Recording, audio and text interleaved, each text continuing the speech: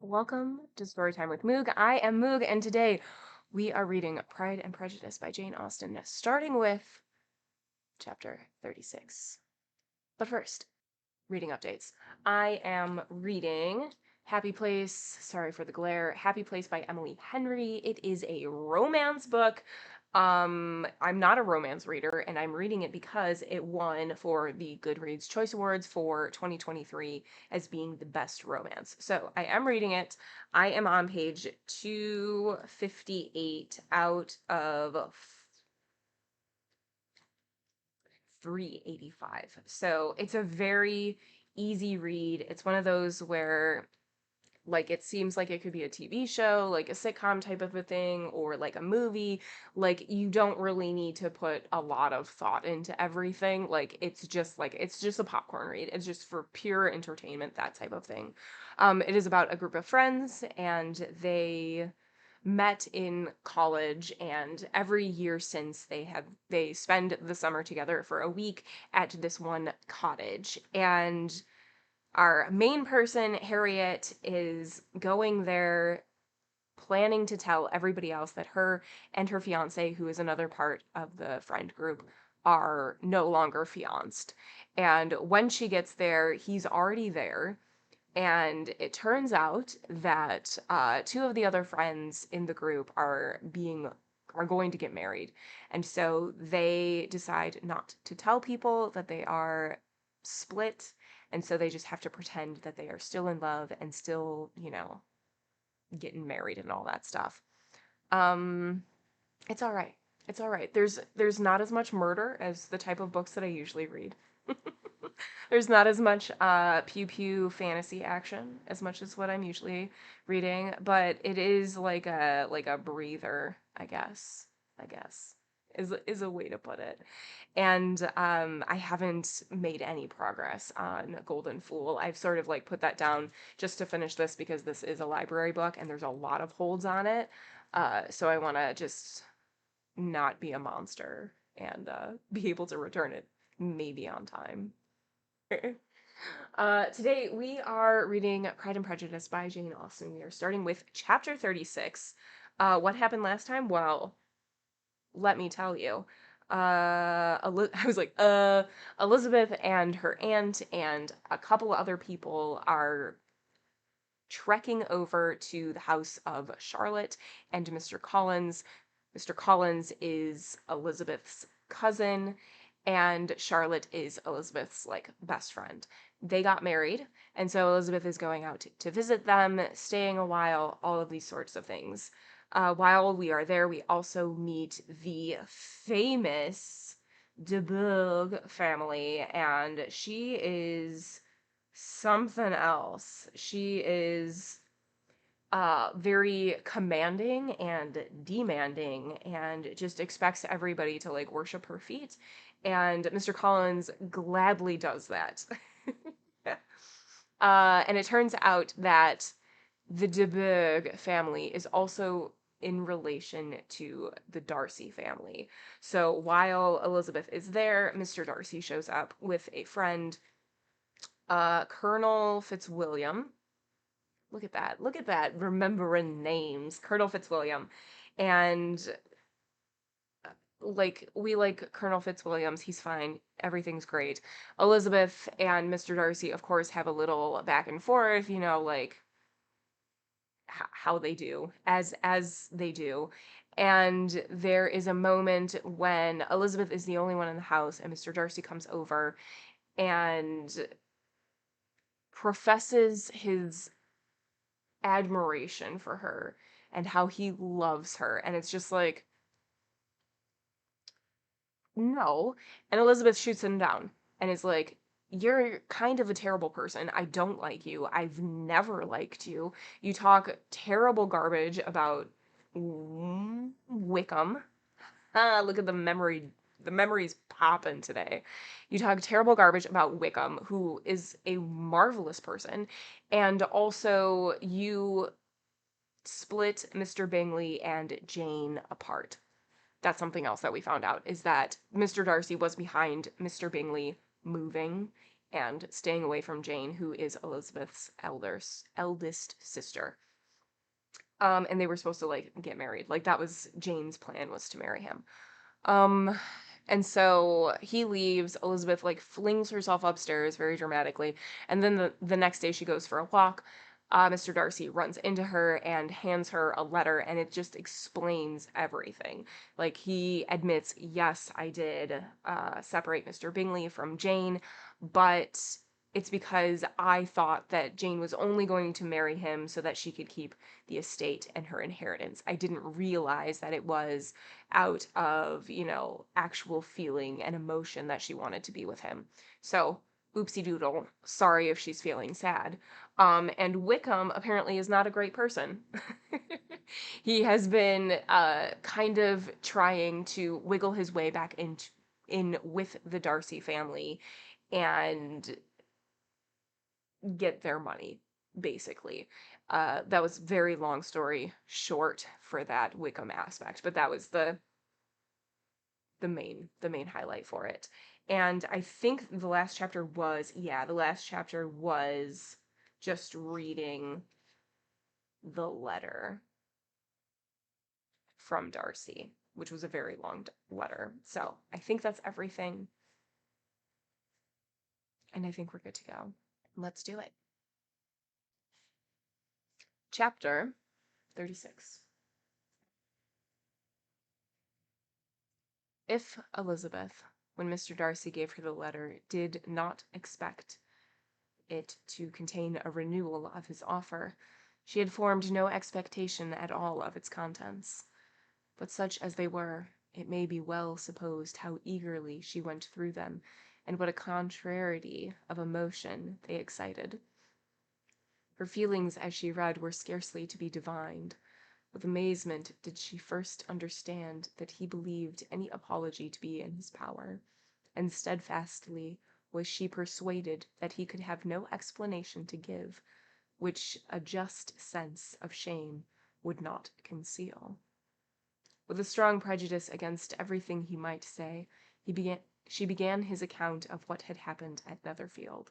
She read, with an eagerness which hardly left her power of comprehension, and from impatience of knowing what the next sentence might bring, was incapable of attending to the sense of the one before her eyes. His belief of her sister's insensibility she instantly resolved to be false, and his account of the real, the worst objections to the match, made her too angry to have any wish of doing him justice. He expressed no regret for what he had done which satisfied her. His style was not penitent, but haughty. It was all pride and insolence. But when this subject was succeeded by his account of Mr. Wickham, when she read with somewhat clearer attention a relation of events which, if true, must overthrow every cherished opinion of his worth, and which bore so alarming an affinity to his own history of himself, her feelings were yet more acutely painful and more difficult of definition. Astonishment, apprehension, and even horror oppressed her. She wished to discredit it entirely, repeatedly exclaiming, "This must be false. This cannot be. This must be the grossest falsehood." And when she had gone through the whole letter, though scarcely knowing anything of the last page or two, put it hastily away, protesting that she would not regard it, that she would never look at it again. In this perturbed state of mind, with thoughts that could rest on nothing, she walked on. But it would not do. In half a minute the letter was unfolded again, and collecting herself as well as she could, she again began the mortifying perusal of all that related to Wickham, and commanded herself so far as to examine the meaning of every sentence. The account of his connection with the Pemberley family was exactly what he had related himself, and the kindness of the late Mr. Darcy, though he had not before known its extent, agreed equally well with his own words. So far, each recital confirmed the other. But when she came to the will, the difference was great. What Wickham had said of the living was fresh in her memory, and as she recalled his very words, it was impossible not to feel that there was gross duplicity on one side or the other, and for a few moments she flattered herself that her wishes did not err. But when she read and reread, with the closest attention, the particulars immediately following of Wickham's resigning all pretensions to the living, of his receiving in lieu so considerable a sum as £3,000, again was she forced to hesitate. She put down the letter, weighed every circumstance with what she meant to be impartiality, deliberated on the probability of each statement, but with little success. On both sides it was only assertion. Again she read on, but every line proved more clearly that the affair, which she had believed it impossible that any contrivance could so represent as to render Mr. Darcy's conduct in it less than infamous, was capable of a turn which must make him entirely blameless throughout the whole. The extravagance and general profligacy which he scrupled not to lay to Mr. Wickham's charge exceedingly shocked her, the more so as she could bring no proof of its injustice. She had never heard of him before his entrance into the fill-in-the-blank shire militia, in which he had engaged at the persuasion of the young man who, on meeting him accidentally in town, had there renewed a slight acquaintance. Of his former way of life, nothing had been known in Hertfordshire but what he had told himself. As to his real character, had information been in her power, she had never felt a wish of inquiring. His countenance, voice, and manner had established him at once in the possession of every virtue. She tried to recollect some instance of goodness, some distinguished trait of integrity or benevolence, that might rescue him from the attacks of Mr. Darcy, or, at least, by the predominance of virtue, atone for those casual errors under which she would endeavour to class what Mr. Darcy had described as the idleness and vice of many years' continuance. But no such recollection befriended her. She could see him instantly before her, in every charm of air and address, but she could remember no more substantial good than the general approbation of the neighbourhood, and the regard which his social powers had gained him in the mess. After pausing on this point a considerable while, she once more continued to read. But alas! The story which followed of his designs on Miss Darcy received some confirmation from what had passed between Colonel Fitzwilliam and herself only the morning before, and at last she was referred for the truth of every particular to Colonel Fitzwilliam himself, from whom she had previously received the information of his near concern in all his cousin's affairs, and whose character she had no reason to question. At one time she had almost resolved on applying to him, but the idea was checked by the awkwardness of the application, and at length wholly banished by the conviction that Mr. Darcy would never have hazarded such a proposal if he had not been well assured of his cousin's corroboration.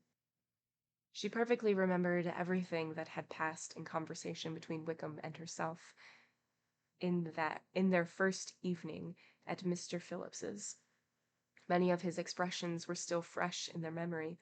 She was now struck with the impropriety of such communication to a stranger, and wondered it had escaped her before. She saw the indelicacy of putting himself forward as he had done, and the inconsistency of his professions with his conduct. She remembered that he had boasted of having no fear of seeing Mr. Darcy, that Mr. Darcy might leave the country, but that he should stand his ground. Yet he had avoided the Netherfield ball the very next week. She remembered also that till Netherfield family had quitted the country, he had told his story to no one but herself, but that after their removal it had been everywhere discussed, that he had then no reserves, no scruples in sinking Mr. Darcy's character, though he had assured her that respect for the father would always prevent him exposing the son. How differently did everything now appear in which he was concerned. His attentions to Miss King were now the consequence of views solely and hatefully mercenary, and the mediocrity of her fortune proved no longer the moderation of his wishes, but his eagerness to grasp at anything. His behavior to herself could now have no tolerable motive. He had either been deceived with regard to her fortune, or had been gratifying his vanity by encouraging the preference which she believed she had most incautiously shown. Every lingering struggle in his favor grew fainter and fainter, and in farther justification of Mr. Darcy, she could not but allow that Mr. Bingley, when questioned by Jane, had long ago asserted his blamelessness in the affair, that proud and repulsive as were his manners, she had never, in the whole course of their acquaintance, an acquaintance which had latterly brought them much together, and given her a sort of intimacy with his ways, seen anything that betrayed him to be unprincipled or unjust, anything that spoke him of irreligious or immoral habits. That among his own connections he was esteemed and valued, that even Wickham had allowed him merit as a brother, and that she had often heard him speak so affectionately of his sister as to prove him capable of some amiable feeling, that had his actions been what Wickham represented them, so gross a violation of everything right could hardly have been concealed from the world, and that friendship between a person capable of it, and such an amiable man as Mr. Bingley, was incomprehensible. She grew absolutely ashamed of herself. Of neither Darcy nor Wickham could she think, without feeling that she had been blind and partial, prejudiced, absurd. "How despicably have I acted!" she cried. "I, who have prided myself on my discernment, I, who have valued myself on my abilities, who have often disdained the generous candor of my sister, and gratified my vanity in useless or blamable distrust. How humiliating this discovery! Yet how just a humiliation! Had I been in love, I could not have been more wretchedly blind. But vanity, not love, has been my folly. Pleased with the preference of one and offended by the neglect of the other, on the very beginning of our acquaintance, I have courted prepossession and ignorance, and driven away reason, where either were concerned. Till this moment, I never knew myself." From herself to Jane, from Jane to Bingley, her thoughts were in a line which soon brought to her recollection that Mr. Darcy's explanation there had appeared very insufficient, and she read it again, while widely different was the effect of a second perusal. How could she deny that credit to his assertions in one instance which she had been obliged to give in the other?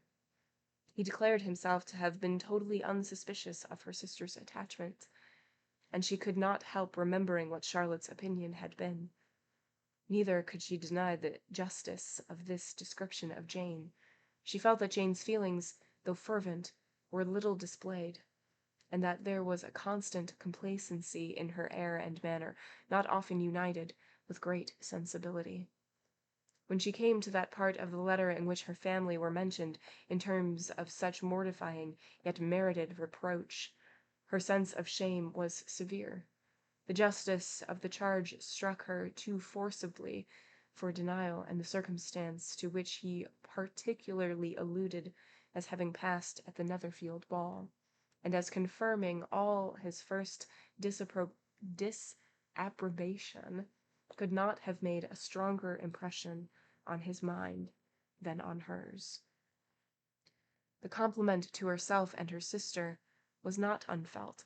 It soothed, but it could not console her for the contempt which had been thus self-attracted by the rest of the family, and as she considered that Jane's disappointment had in fact been the work of her nearest relations, and reflected how materially the credit of both must be hurt by such impropriety of conduct. She felt depressed beyond anything she had ever known before. After wandering along the lane for 2 hours, giving way to every variety of thought, reconsidering events, determining probabilities, and reconciling herself as well as she could to a change so sudden and so important, fatigue, and a recollection of her long absence made her at length return home, and she entered the house with the wish of appearing cheerful as usual, and the resolution of repressing such reflections as must make her unfit for conversation. She was immediately told that the 2 gentlemen from Rossings had each called during her absence. Mr. Darcy only for a few minutes to take leave, but that Colonel Fitzwilliam had been sitting with them at least an hour, hoping for her return, and almost resolving to walk after her till she could be found. Elizabeth could but just affect concern on missing him. She really rejoiced at it. Colonel Fitzwilliam was no longer an object. She could think only of her letter. End of chapter 36. All right, so chapter 36, we have Jane reflecting on the letter, and at first she's in denial, because of course she is, because she has been just like, this is how these people are. I've met them. This is the impression that they give me.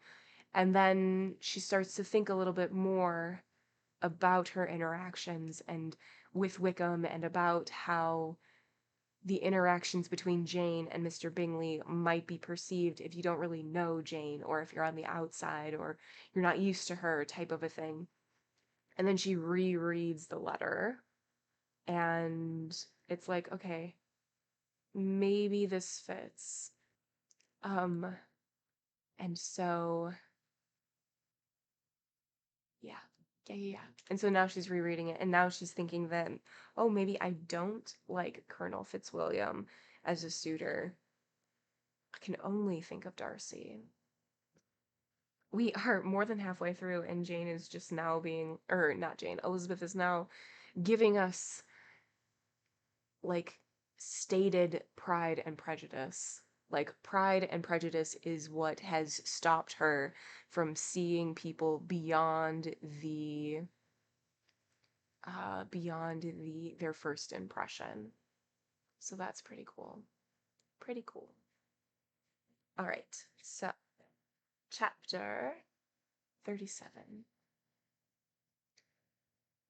The 2 gentlemen left Rossings the next morning, and Mr. Collins, having been in waiting near the lodges to make them his parting obeisance, was able to bring home the pleasing intelligence of their appearing in very good health, and in as tolerable spirits as could be expected after the melancholy scene so lately gone through at Rossings. To Rossings he then hastened to console Lady Catherine and her daughter, and on his return brought back, with great satisfaction, a message from her ladyship, importing that she felt herself so dull as to make her very desirous of having them all to dine with her. Elizabeth could not see Lady Catherine without recollecting that, had she chosen it, she might by this time have been presented to her as her future niece, nor could she think, without a smile, of what her ladyship's indignation would have been. What would she have said? How would she have behaved? Were questions with which she amused herself. The first subject was the diminution, of the Rossings party. "I assure you, I feel it exceedingly," said Lady Catherine. "I believe nobody feels the loss of friends so much as I do, but I am particularly attached to these young men, and I know them to be so much attached to me. They were excessively sorry to go, but so they always are. The dear Colonel rallied his spirits tolerably till just at last, But Darcy seems to feel it most acutely, more, I think, than last year. His attachment to Rossings certainly increases." Mr. Collins had a compliment and an allusion to throw in here, which were kindly smiled on by the mother and daughter. Lady Catherine observed, after dinner, that Miss Bennet seemed out of spirits, and immediately accounting for it herself, by supposing that she did not like to go home again so soon, she added, "But if that is the case, you must write to your mother to beg that you may stay a little longer. Mrs. Collins will be very glad of your company, I am sure." "I am much obliged to your ladyship of your kind invitation," replied Elizabeth, "but it is not in my power to accept it. I must be in town next Saturday." "Why, at that rate you will have been there only 6 weeks. I expected you to stay 2 months. I told Mrs. Collins so before you came. There can be no occasion for your going so soon. Mrs. Bennet would certainly spare you for another fortnight." "But my father cannot. He wrote last week to hurry my return." "Oh, your father, of course, may spare you if your mother can. Daughters are never of so much consequence to a father, and if you will stay another month complete, it will be in my power to take one of you as far as London, for I am going there early in June for a week, and as Dawson does not object to the barouche box, there will be very good room for one of you, and indeed, if the weather should happen to be cool, I should not object to taking you both, as you are neither of you large." "You are all kindness, madam, but I believe we must abide by our original plan." Lady Catherine seemed resigned. "Mrs. Collins, you must send a servant with them. You know I always speak my mind, and I cannot bear the idea of 2 young women travelling post by themselves. It is highly improper. You must contrive to send somebody. I have the greatest dislike in the world to that sort of thing. Young women should always be properly guarded and attended, according to their situation in life. When my niece Georgiana went to Ramsgate last summer, I made a point of her having 2 men servants go with her.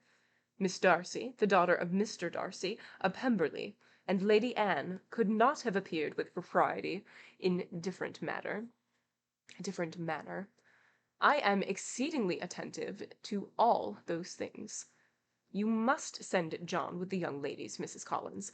I am glad it occurred to me to mention it, for it would really be discreditable to you to let them go alone." "My uncle is to send a servant for us." "Oh, your uncle! He keeps a man-servant, does he? I'm very glad you have somebody who thinks of those things. Where shall you change horses? Oh, Bromley, of course. If you mention my name at the bell, you will be attended to."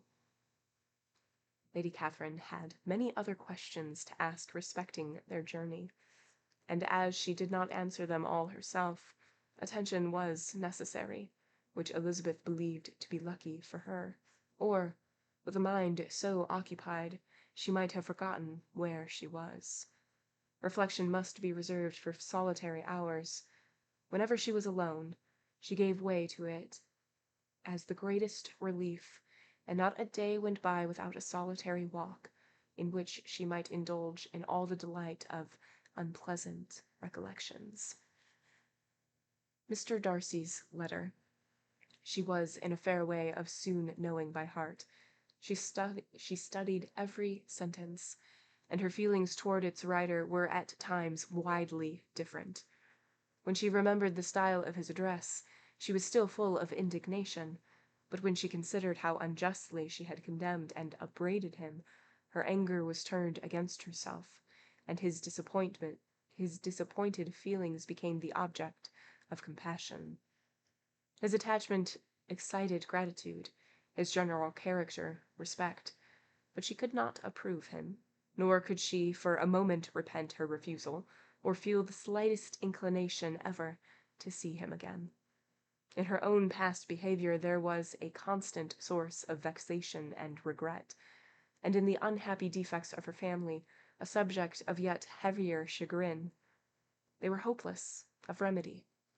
Her father, contented with laughing at them, would never exert himself to restrain the wild giddiness of his youngest daughters, and her mother, with manners so far from right herself, was entirely insensible of the evil. Elizabeth had frequently united with Jane in an endeavour to check the imprudence of Catherine and Lydia, but while they were supported by their mother's indulgence, what chance could there be of improvement? Catherine, weak-spirited, irritable, and completely under Lydia's guide, had been always affronted by their advice, and Lydia, self-willed and careless, would scarcely give them a hearing. They were ignorant, idle, and vain.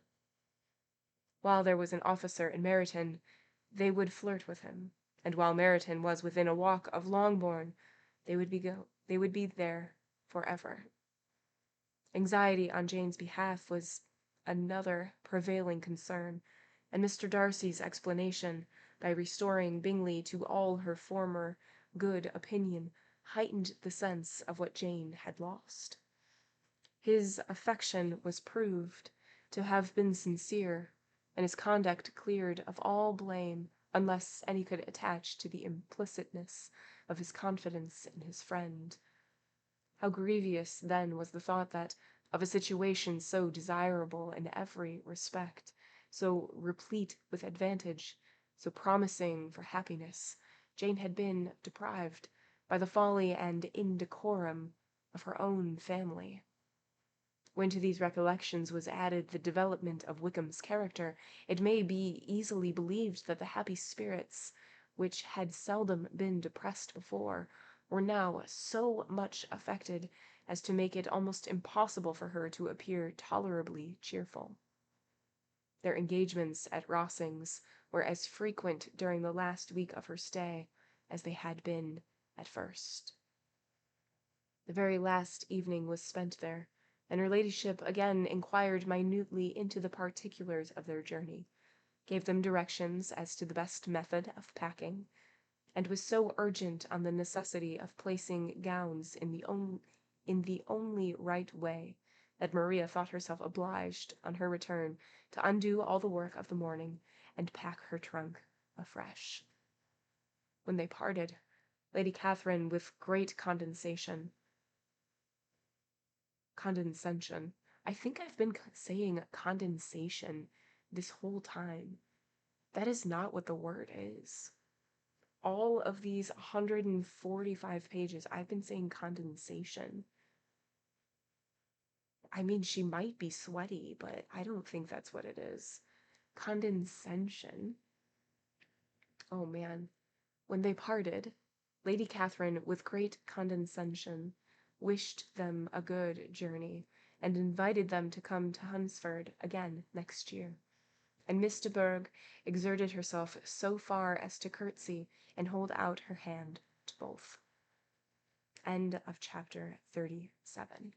All right, chapter 37 is Elizabeth and, well, the whole crew getting ready to leave Hunsford and head back home. And Catherine de Bourgh is like, oh, you must stay longer. I promised Mrs. Collins, who is Charlotte, who is Elizabeth's friend, I promised Mrs. Collins that you would be staying at least 2 months. And Elizabeth is like, no, I'm not going to do that. And Mrs. Collins is like, or Catherine de Bourgh is like, well, like, your mother can spare you. And Elizabeth is like, well, yeah, sure, but my father, and just like, oh, fathers, they don't need their daughters quite so much, blah, blah, blah.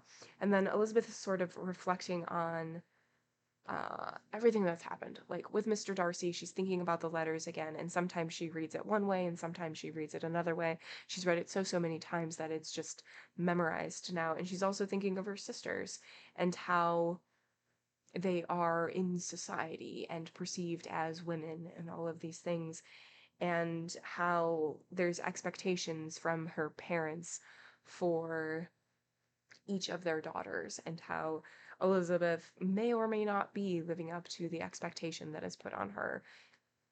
And I think that's where it is. And yeah, we've ended with Elizabeth and Maria, who is Charlotte's sister, little sister, packing and getting ready to head home.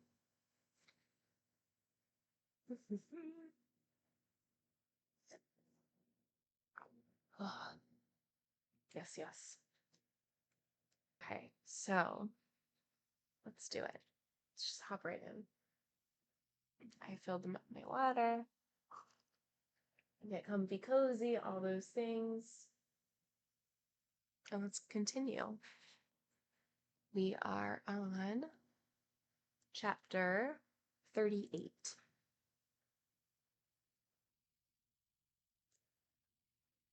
Ooh.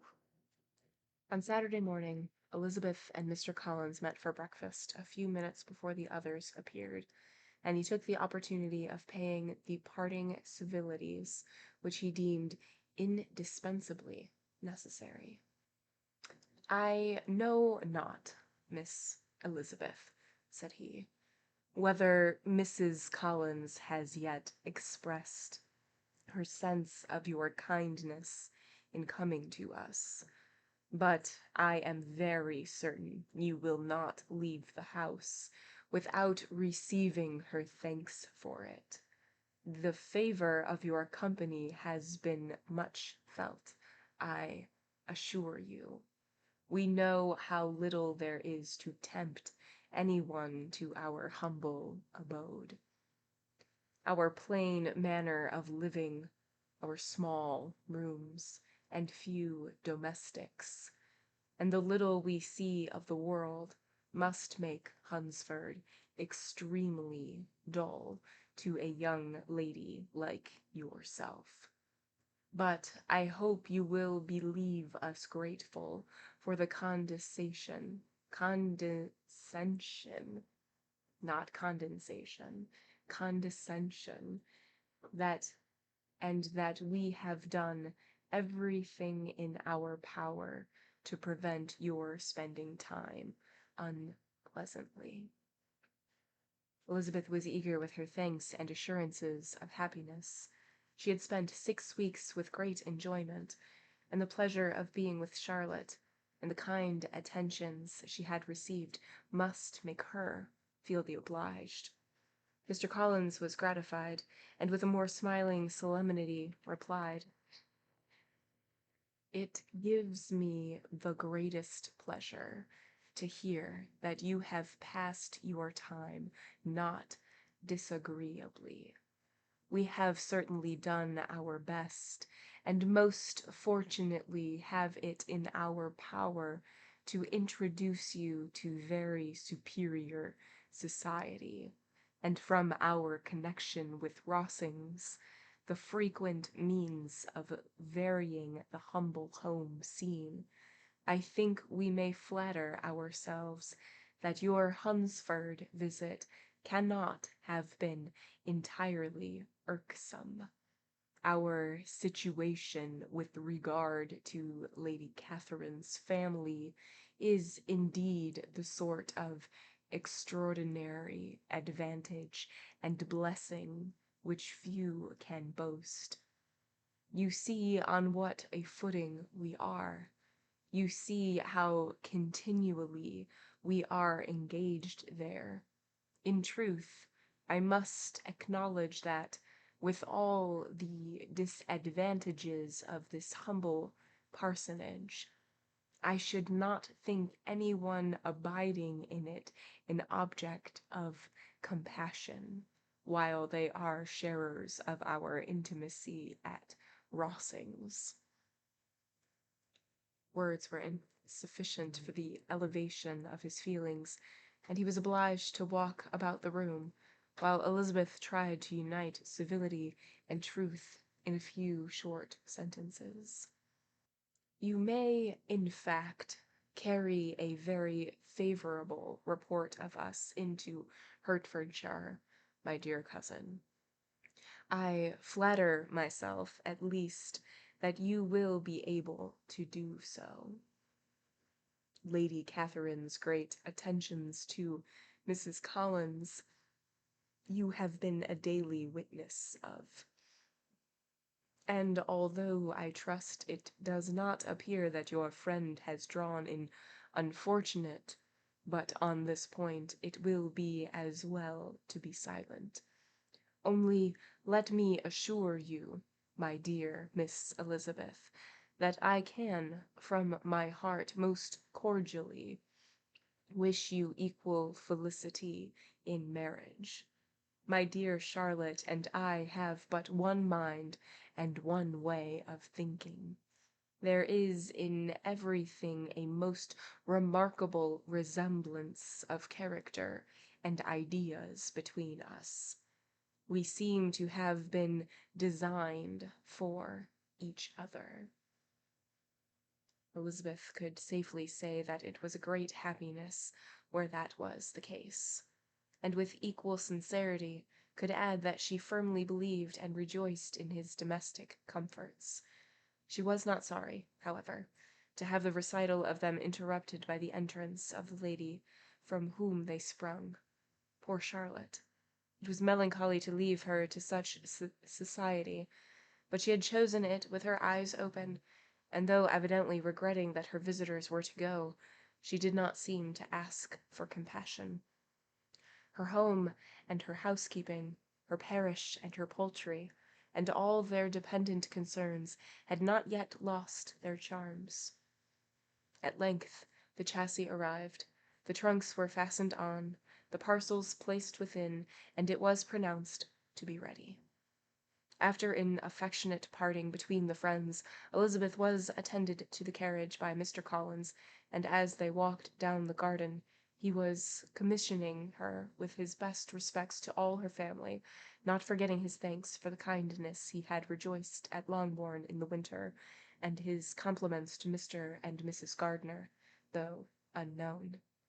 He then handed her in, Maria followed, and the door was on the point of being closed when he suddenly reminded them, with some consternation, that they had hitherto forgotten to leave any message for the ladies of Rosings. "But," he added, "you will, of course, wish to have your humble respects delivered to them, with your grateful thanks for their kindness to you while you have been here." Elizabeth made no objection. The door was then allowed to be shut, and the carriage drove off. "Good gracious!" cried Maria, after a few short minutes' silence. "It seems but a day or two since we first came, and yet how many things have happened!" "A great many, indeed," said her companion with a sigh. "We have dined 9 times at Rosings, besides drinking tea there twice. How much I shall have to tell!" Elizabeth privately added, "and how much I shall have to conceal." Their journey was performed without much conversation or any alarm, and within 4 hours of their leaving Hunsford they reached Mr. Gardiner's house, where they were to remain a few days. Jane looked well, and Elizabeth had little opportunity of studying her spirits amidst the various engagements which the kindness of her aunt had reserved for them.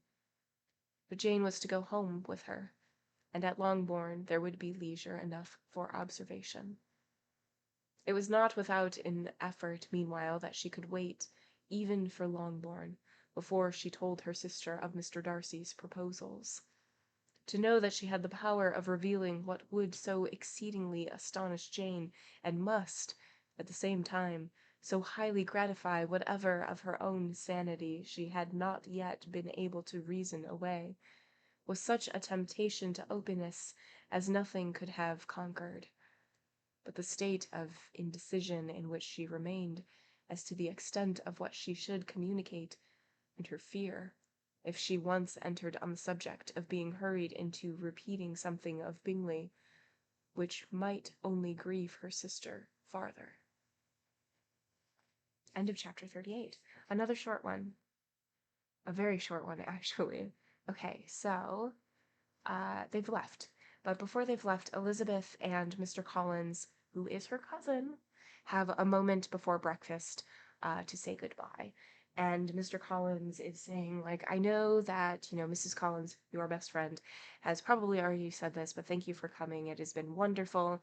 I'm sure that while our home is very, small in comparison to Charlotte, or in comparison to Catherine de Bourgh, you have had quite the experience of high society, and you have much to talk about, and all of these things. And then Charlotte comes out, who is Mrs. Collins, and you to say goodbye, all of those things, and you can just visibly see that she is not ready for her friend to leave or her sister to leave, but it is a life that she went into with open eyes. Like, this is the life that she married into knowingly, and she married into it not for love, but for support and for being taken care of and protection and all of these things.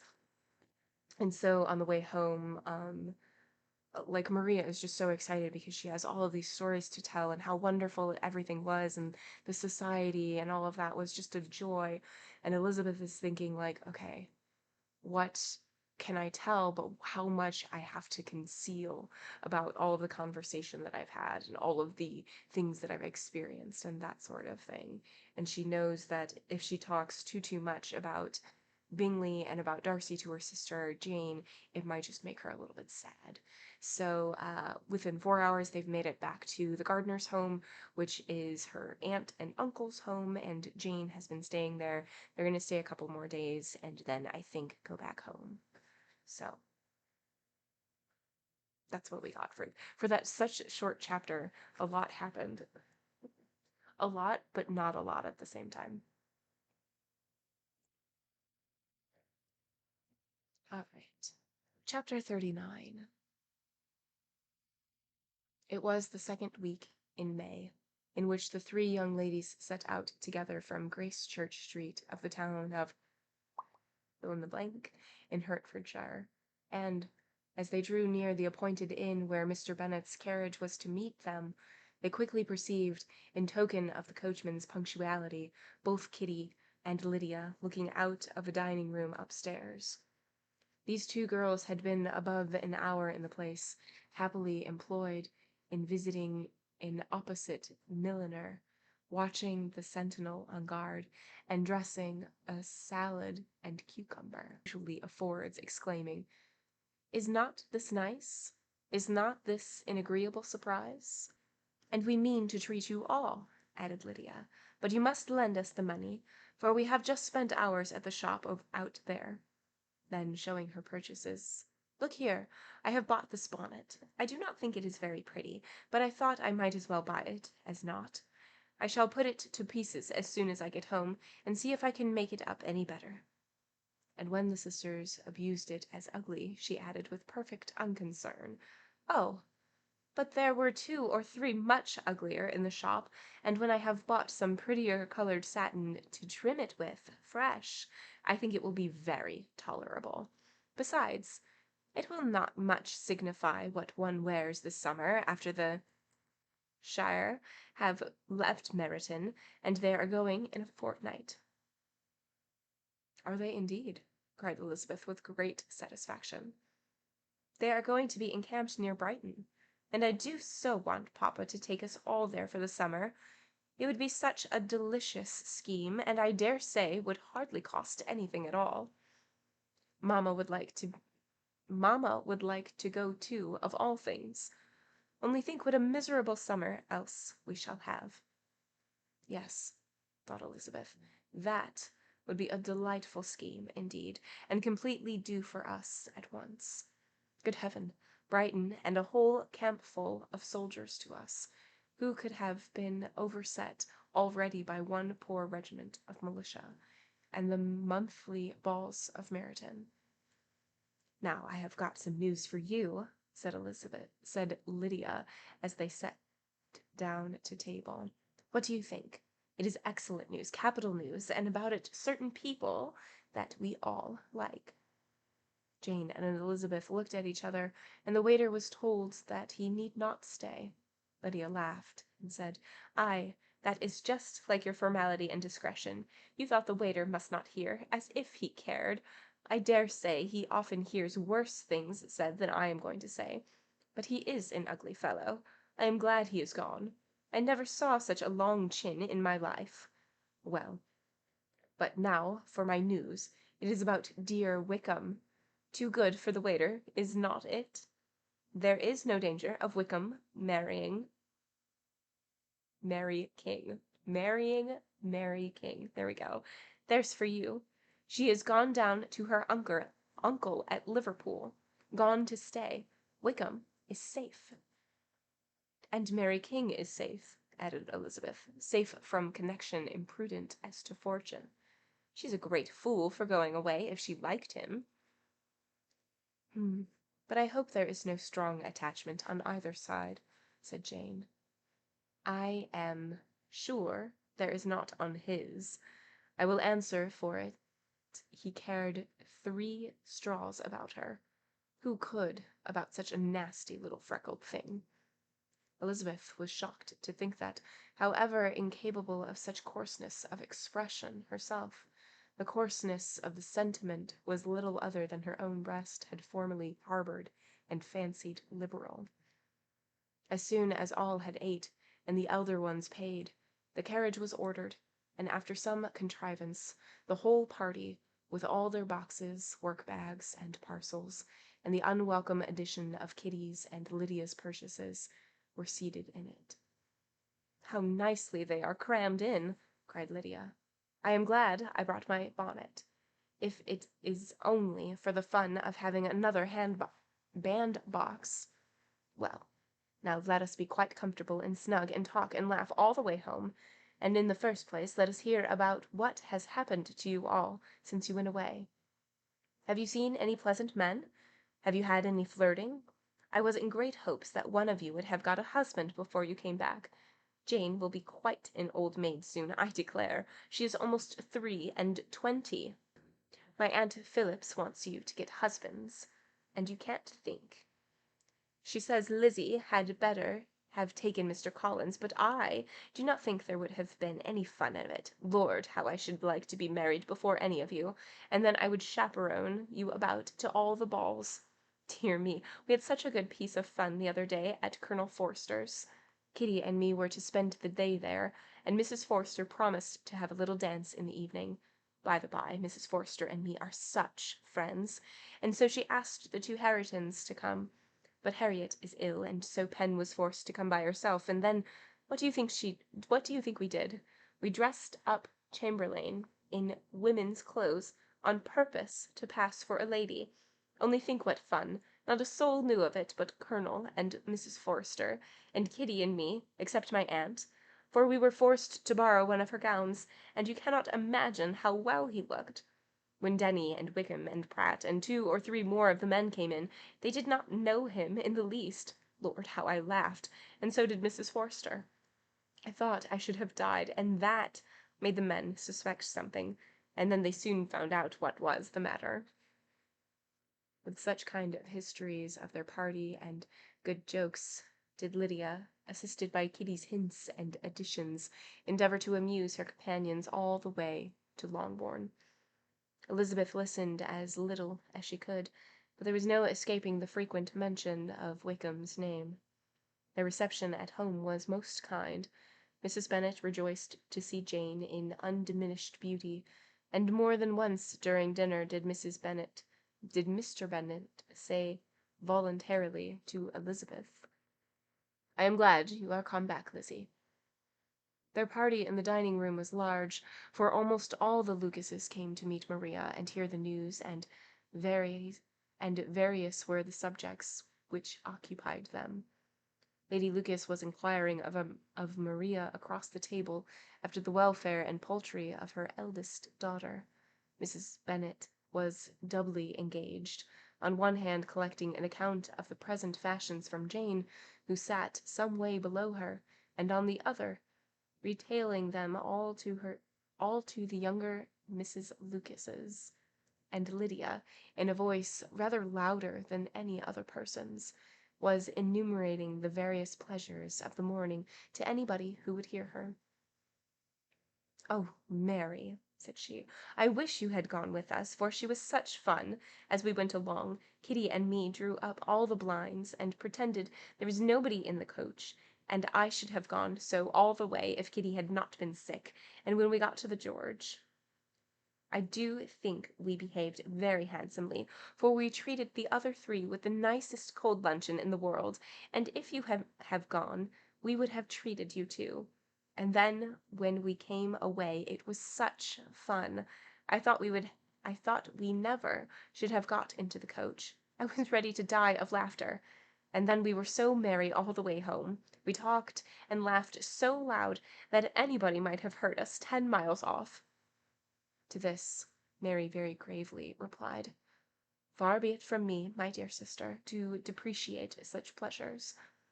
They would doubtless be congenial with the generality of female minds, but I confess they would have no charms for me. I should infinitely prefer a book." But of this answer Lydia heard not a word. She seldom listened to anybody for more than half a minute, and never attended to Mary at all. In the afternoon Lydia was urgent with the rest of the girls to walk to Meryton and see how everybody went on, but Elizabeth steadily opposed the scheme. It should not be said that the Miss Bennets could not be at home half a day before they were in pursuit of the officers. There was another reason, too, for her opposition.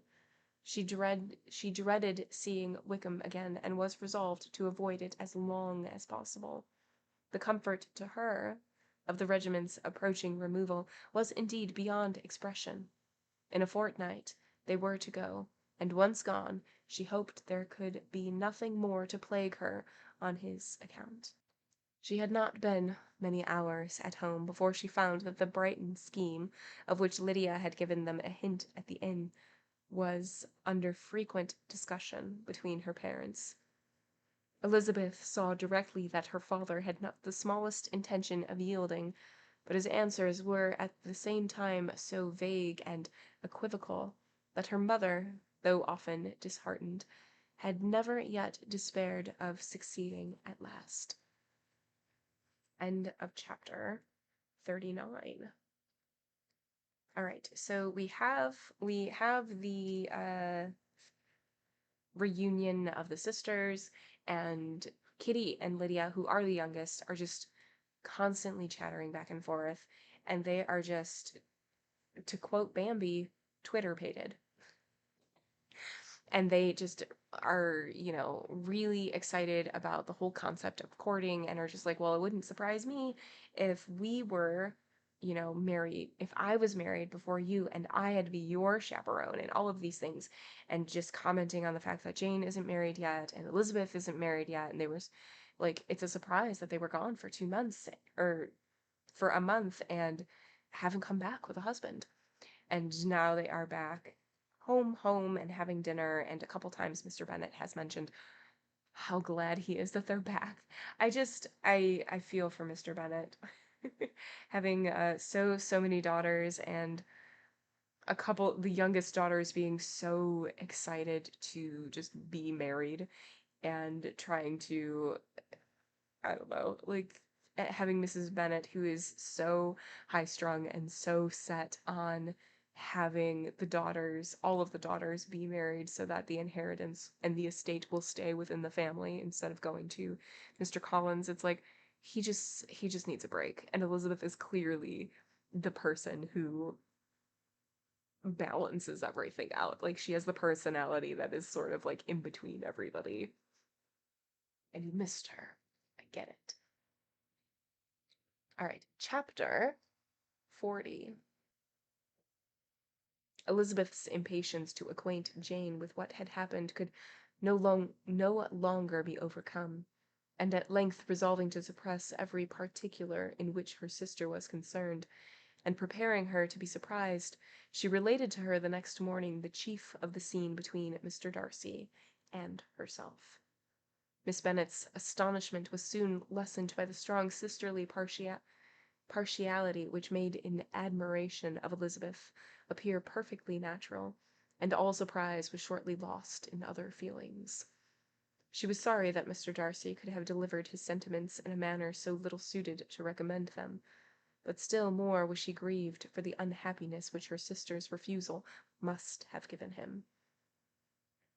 "His being so sure of succeeding was wrong," said she, "and certainly ought not to have appeared. But consider how much it must increase his disappointment." "Indeed," replied Elizabeth, "I am heartily sorry for him.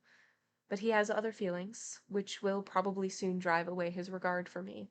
You do not blame me, however, for refusing him?" "Blame you? Oh, no!" "But you blame me for having spoken so warmly of Wickham."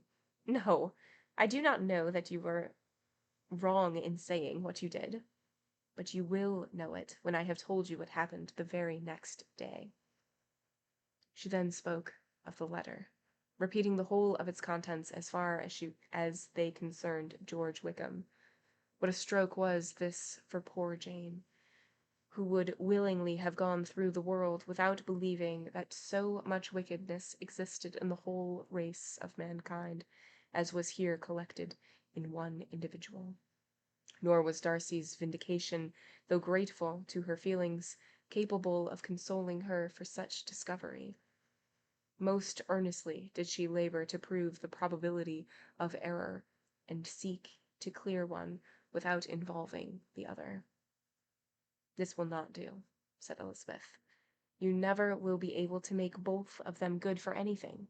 Take your choice, but you must be satisfied with only one. There is but such a quantity of merit between them, just enough to make one good sort of man, and of late it has been shifting about pretty much. For my part, I am inclined to believe it all Mr. Darcy's, but you shall do as you choose." It was some time, however, before a smile could be extorted from Jane. "I do not know when I have been more shocked," said she. "Wickham so very bad, it is almost past belief, and poor Mr. Darcy, dear Lizzie, only consider what he must have suffered, such a disappointment, and with the knowledge of your ill opinion too, and having to relate such a thing of his sister, it is really too distressing. I am sure you must feel it too." "Oh, no, my regret and compassion are all done away by seeing you so full of both.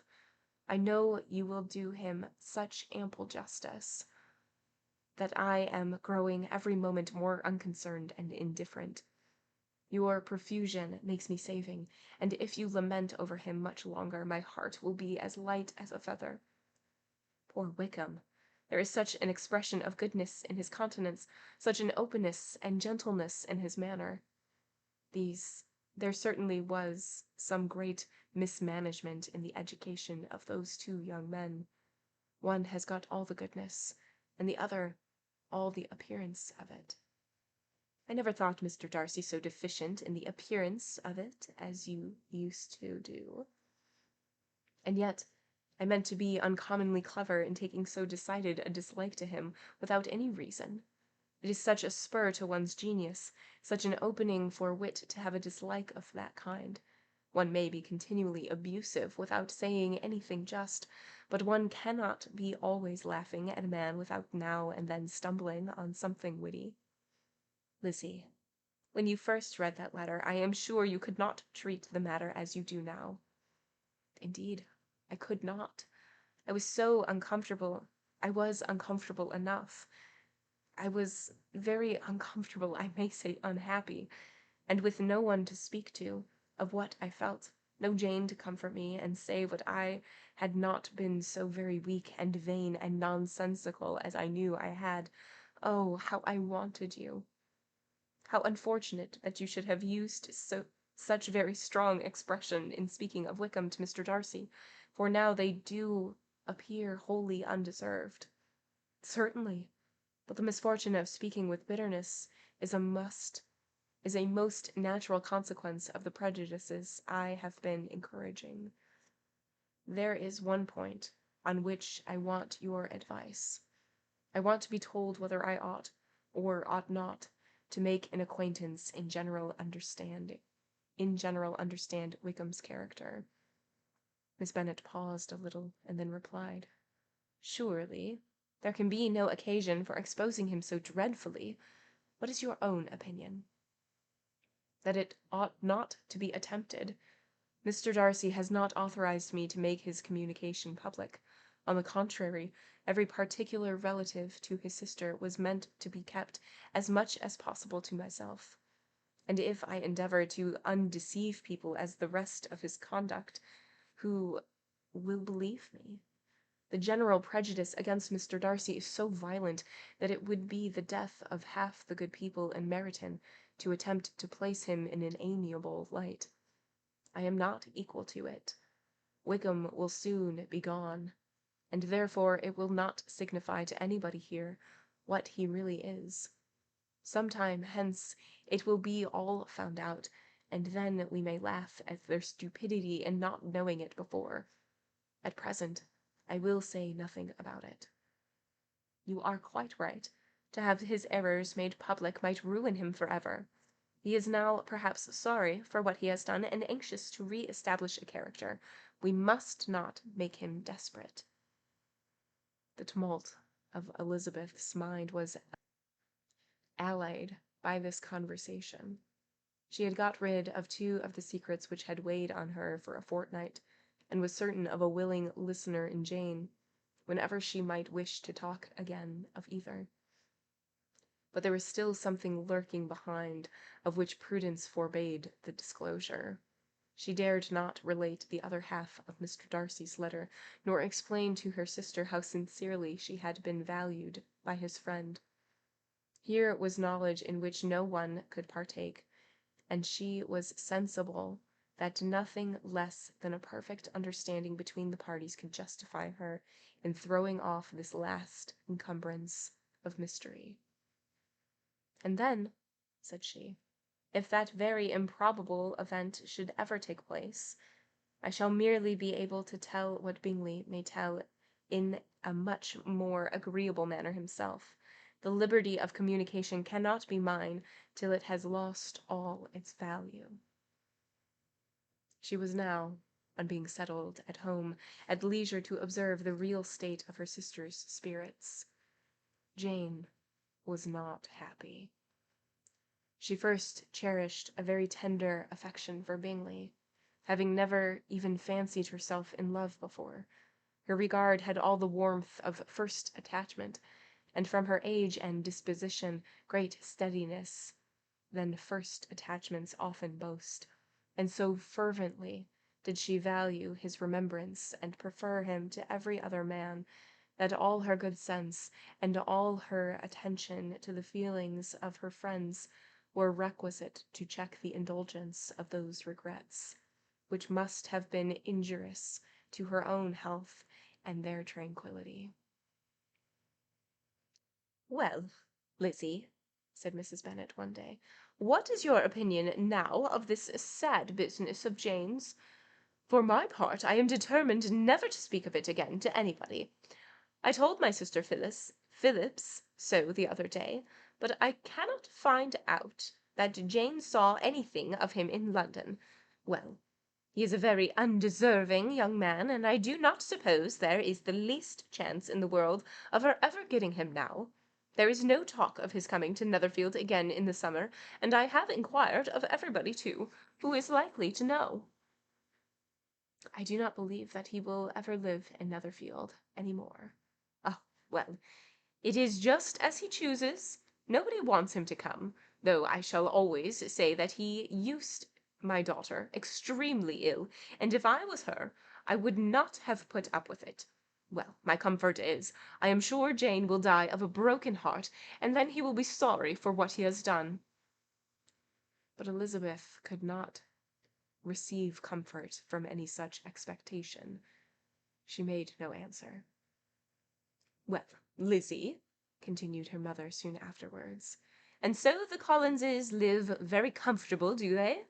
Well, well, I only hope it will last. And what sort of table do they keep? Charlotte is an excellent manager, I dare say. If she is half as sharp as her mother, she is saving enough. There is nothing extravagant in their housekeeping, I dare say." "No, nothing at all." "A great deal of good management, depend upon it. Yes, yes, they will take care not to outrun their income. They will never be distressed for money. Well, much good may it do them. And so, I suppose, they often talk of having Longbourn when your father is dead. They look upon it quite as their own, I dare say, whenever that happens. It was a subject which they could not mention before me. No, it would have been strange if they had, but I make no doubt they often talk of it between themselves. Well, if they can be easy with an estate that is not lawfully their own, so much the better. I should be ashamed of having one that was only entailed on me. End of chapter 40.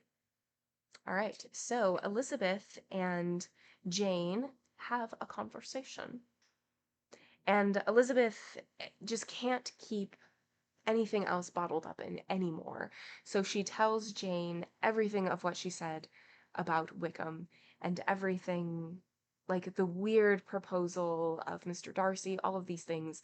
And Jane is like, and she asks Jane if she was too harsh of Mr. Wickham, and she's like, well, no, I don't think so. Like, I don't think you were being harsh at all, blah, blah, blah.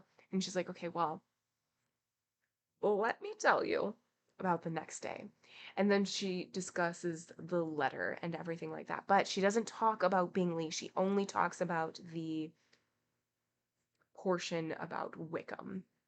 And so that they're discussing back and forth, and it's decided that she is not going to talk about it widely and ruin Wickham.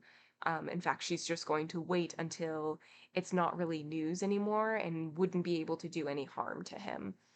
And then we have the conversation between Lizzie and her mother, Mrs. Bennet, and Mrs. Bennet just trying to, trying to pry as she does, and just saying like, well, I'm sure that the Collinses talked about how, they're going to get the estate, when your dad dies. And Elizabeth is like, well, they didn't really talk about that in front of me. And her mom was like, well, of course they didn't. They couldn't. That would be a faux pas.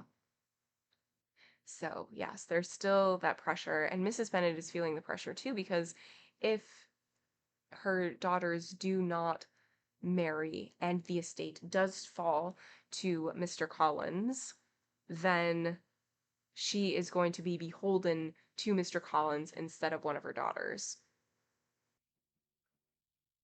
All right. Chapter 41. The first week of their return was gone. The second began. It was the last of the regiment's stay in Meryton, and all the young ladies in the neighborhood were dropping apace. The dejection was almost universal. The elder Miss Bennets alone were still able to eat, drink, sleep, and pursue the usual course of their employments. Very frequently were they reproached with this insensibility by Kitty and Lydia, whose own misery was extreme, and who could not comprehend such hard-heartedness in any of the family. Good heaven! What is to be of us? What are we to do? Would they often exclaim in the bitterness of woe. How can you be smiling so, Lizzie? Their affectionate mother shared all their grief. She remembered what she had herself endured on a similar occasion 25 years ago. I am sure, said she, I cried for 2 days together when Colonel Millar's regiment went away. I thought I should have broke my heart. I am sure I shall break mine, said Lydia. If one could but go to Brighton, observed Mrs. Bennet. Oh, yes, if one could but go to Brighton. Papa is so disagreeable.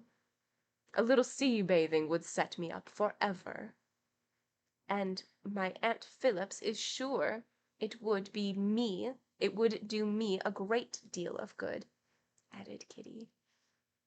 Such were the kind of lamentations resounding perpetually through Longbourn House. Elizabeth tried to be diverted by them, but all sense of pleasure was lost in shame. She felt anew the justice of Mr. Darcy's objections, and never had she before been so much disposed to pardon his interference in the views of his friend. But the gloom of Lydia's prospect was shortly cleared away, for she received an invitation from Mrs. Forster, the wife of the colonel of the regiment, to accompany her to Bington, Brighton. This invaluable friend was a very young woman, and very lately married. A resemblance in good humour and good spirits had recommended her and Lydia to each other, and out of their 3 months' acquaintance they had been intimate 2. The rapture of Lydia on this occasion, her adoration of Mrs. Forster, the delight of Mrs. Bennet, and the mortification of Kitty, all are scarcely to be described.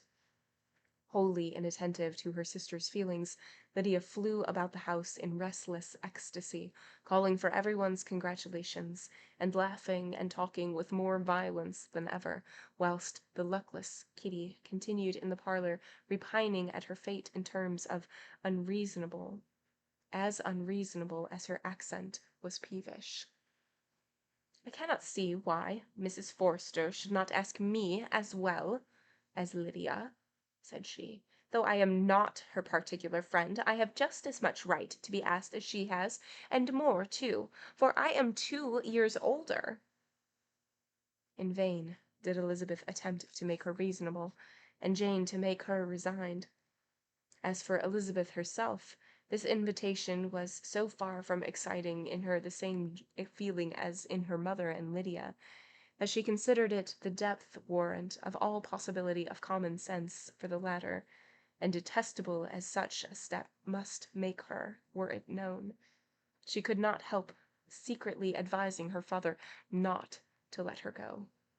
She represented to him all the improprieties of Lydia's general behaviour, the little advantage she could derive from the friendship of such a woman as Mrs. Forster, and the probability of her being yet more imprudent with such a companion at Brighton, where the temptations must be greater than at home.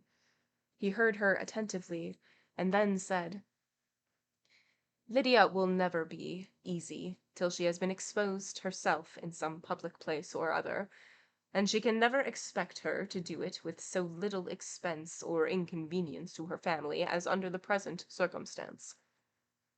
If you were aware, said Elizabeth, of the very great disadvantage to us all, which must arise from the public notice of Lydia's unguarded and imprudent manner, nay, which has already arisen from it, I am sure you would judge differently in the affair. Already arisen? Repeated Mr. Bennet. What? Has she frightened away some of your lovers? Poor little Lizzie! But do not be cast down. Such squeamish youths as cannot bear to be connected with a little absurdity are not worth a regret. Come, let me see the list of pitiful fellows who have been kept aloof by Lydia's folly. Indeed, you are mistaken. I have not such inquiries to resent. It is not of peculiar, but of general evils, which I am now complaining. Our importance, our respectability in the world must be affected by the wild validity,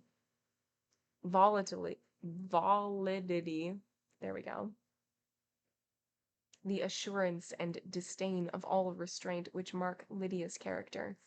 Excuse me, for I must speak plainly. If you, my dear father, will not take the trouble of checking her exuberant spirits, and of teaching her that her present pursuits are not to be the business of her life, she will soon be beyond the reach of amendment. Her character will be fixed, and she will, at 16, be the most determined flirt that ever made herself and her family ridiculous. A flirt, too, in the worst and meanest degree of flirtation, without any attraction beyond youth, and a tolerable person, and from the ignorance and emptiness of her mind, wholly unable to ward off any portion of that universal contempt which her rage for admiration will excite. In this danger Kitty is also comprehended. She will follow wherever Lydia leads, vain, ignorant, idle, and absolutely uncontrolled. Oh, my dear father, can you suppose it possible that they will not be censured and despised wherever they are known, and that their sisters will not be often involved in the disgrace?" Mr. Bennet saw that her whole heart was in the subject, and, affectionately taking her hand, said in reply, "Do not make yourself uneasy, my love. Wherever you and Jane are known, you must be respected and valued, and you will not appear to less advantage for having a couple of, or I may say, 3 very silly sisters. We shall have no peace of Longbourn if Lydia does not go to Brighton. Let her go, then. Colonel Forster is a sensible man, and will keep her out of any real mischief, and she is luckily too poor to be an object of prey to anybody. At Brighton she will be of less importance, even as a common flirt, than she has been here. The officers will find women better worth their notice. Let us hope, therefore, that her being there may teach her her own insignificance. At any rate, she cannot grow many degrees worse without authorizing us to look her up for the rest of her life." With this answer Elizabeth was forced to be content, but her own opinion continued the same, and she left him disappointed and sorry. It was not in her nature, however, to increase her vexations by dwelling on them. She was confident of having performed her duty, and to fret over unavoidable evils, or augment them by anxiety, was no part of her disposition. Had Lydia and her mother known the substance of her conference with her father, their indignation would hardly have found expression in their united volubility. In Lydia's imagination a visit to Brighton comprised every possibility of earthly happiness. She saw with the creative eye of fancy the streets of that gay happy place, bathing place, covered with officers.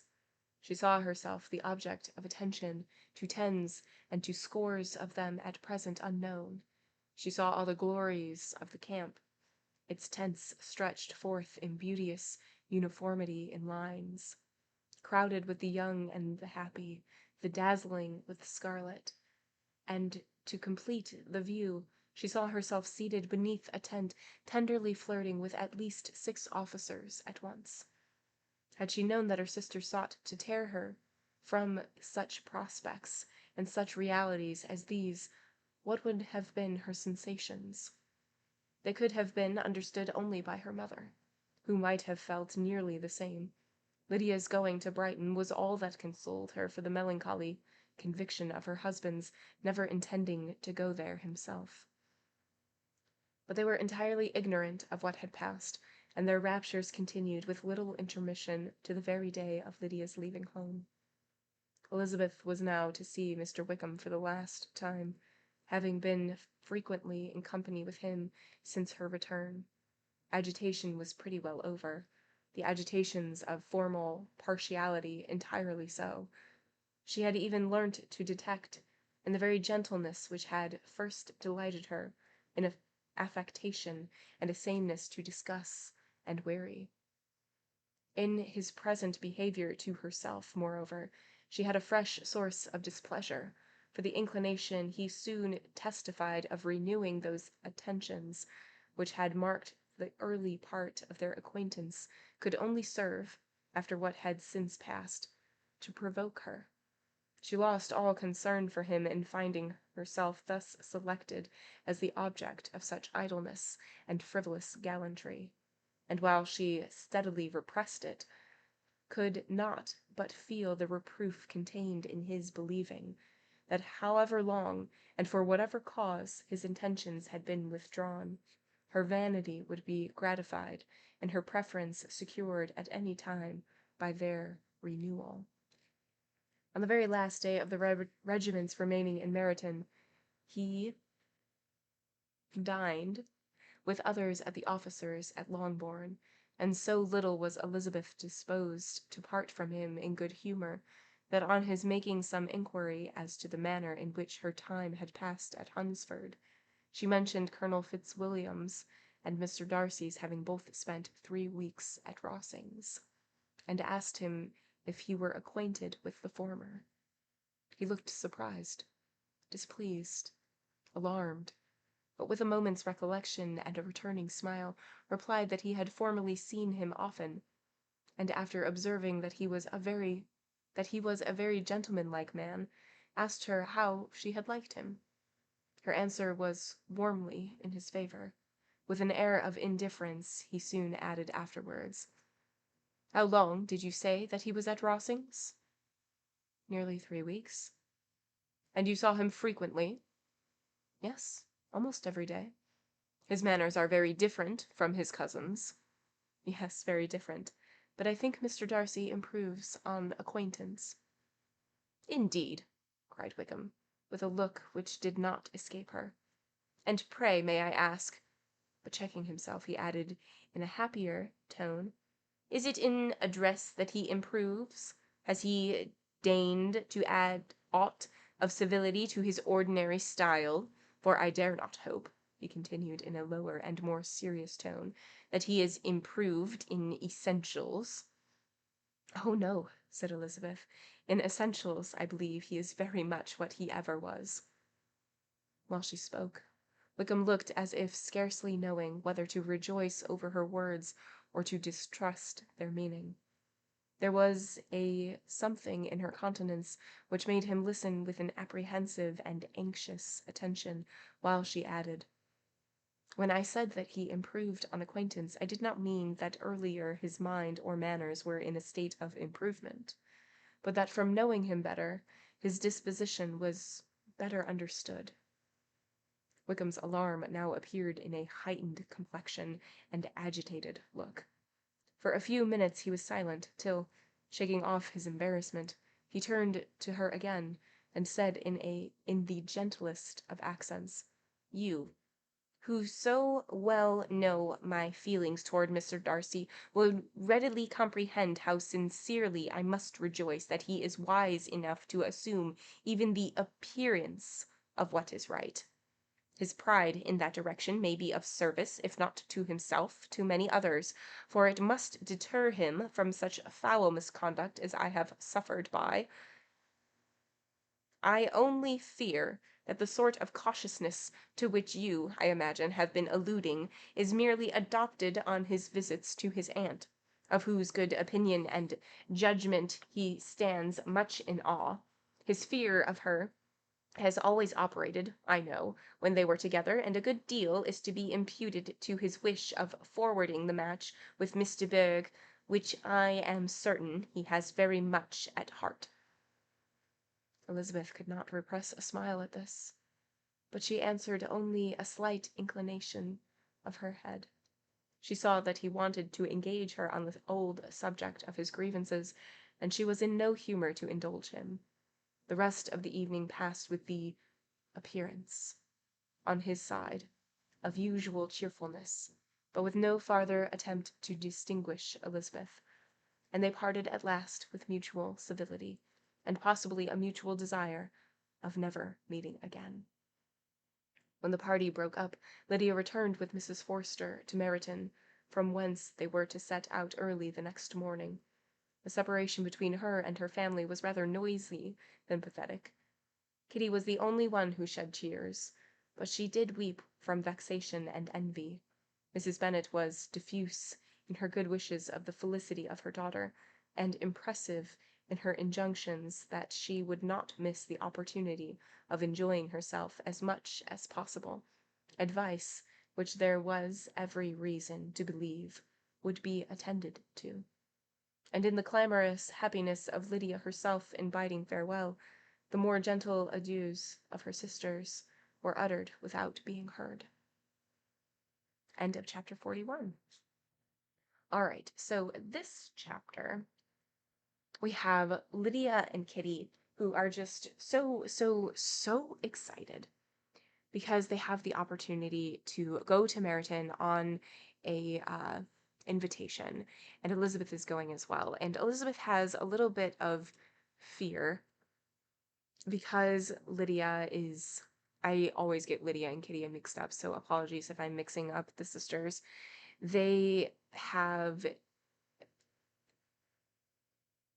like they're going to flirt so much. And so Elizabeth is a little bit worried about that, about what it's going to say about Lydia, but then also about what it's going to say about the family. And so she talks to her dad about it, and her dad is like, I'm not going to say anything to her because she will come to that conclusion by herself. Like, she will be denied, and she will see that the soldiers are more attentive to a different type of person, a different type of woman. And she will, make those changes and adjustments by herself once she sees that.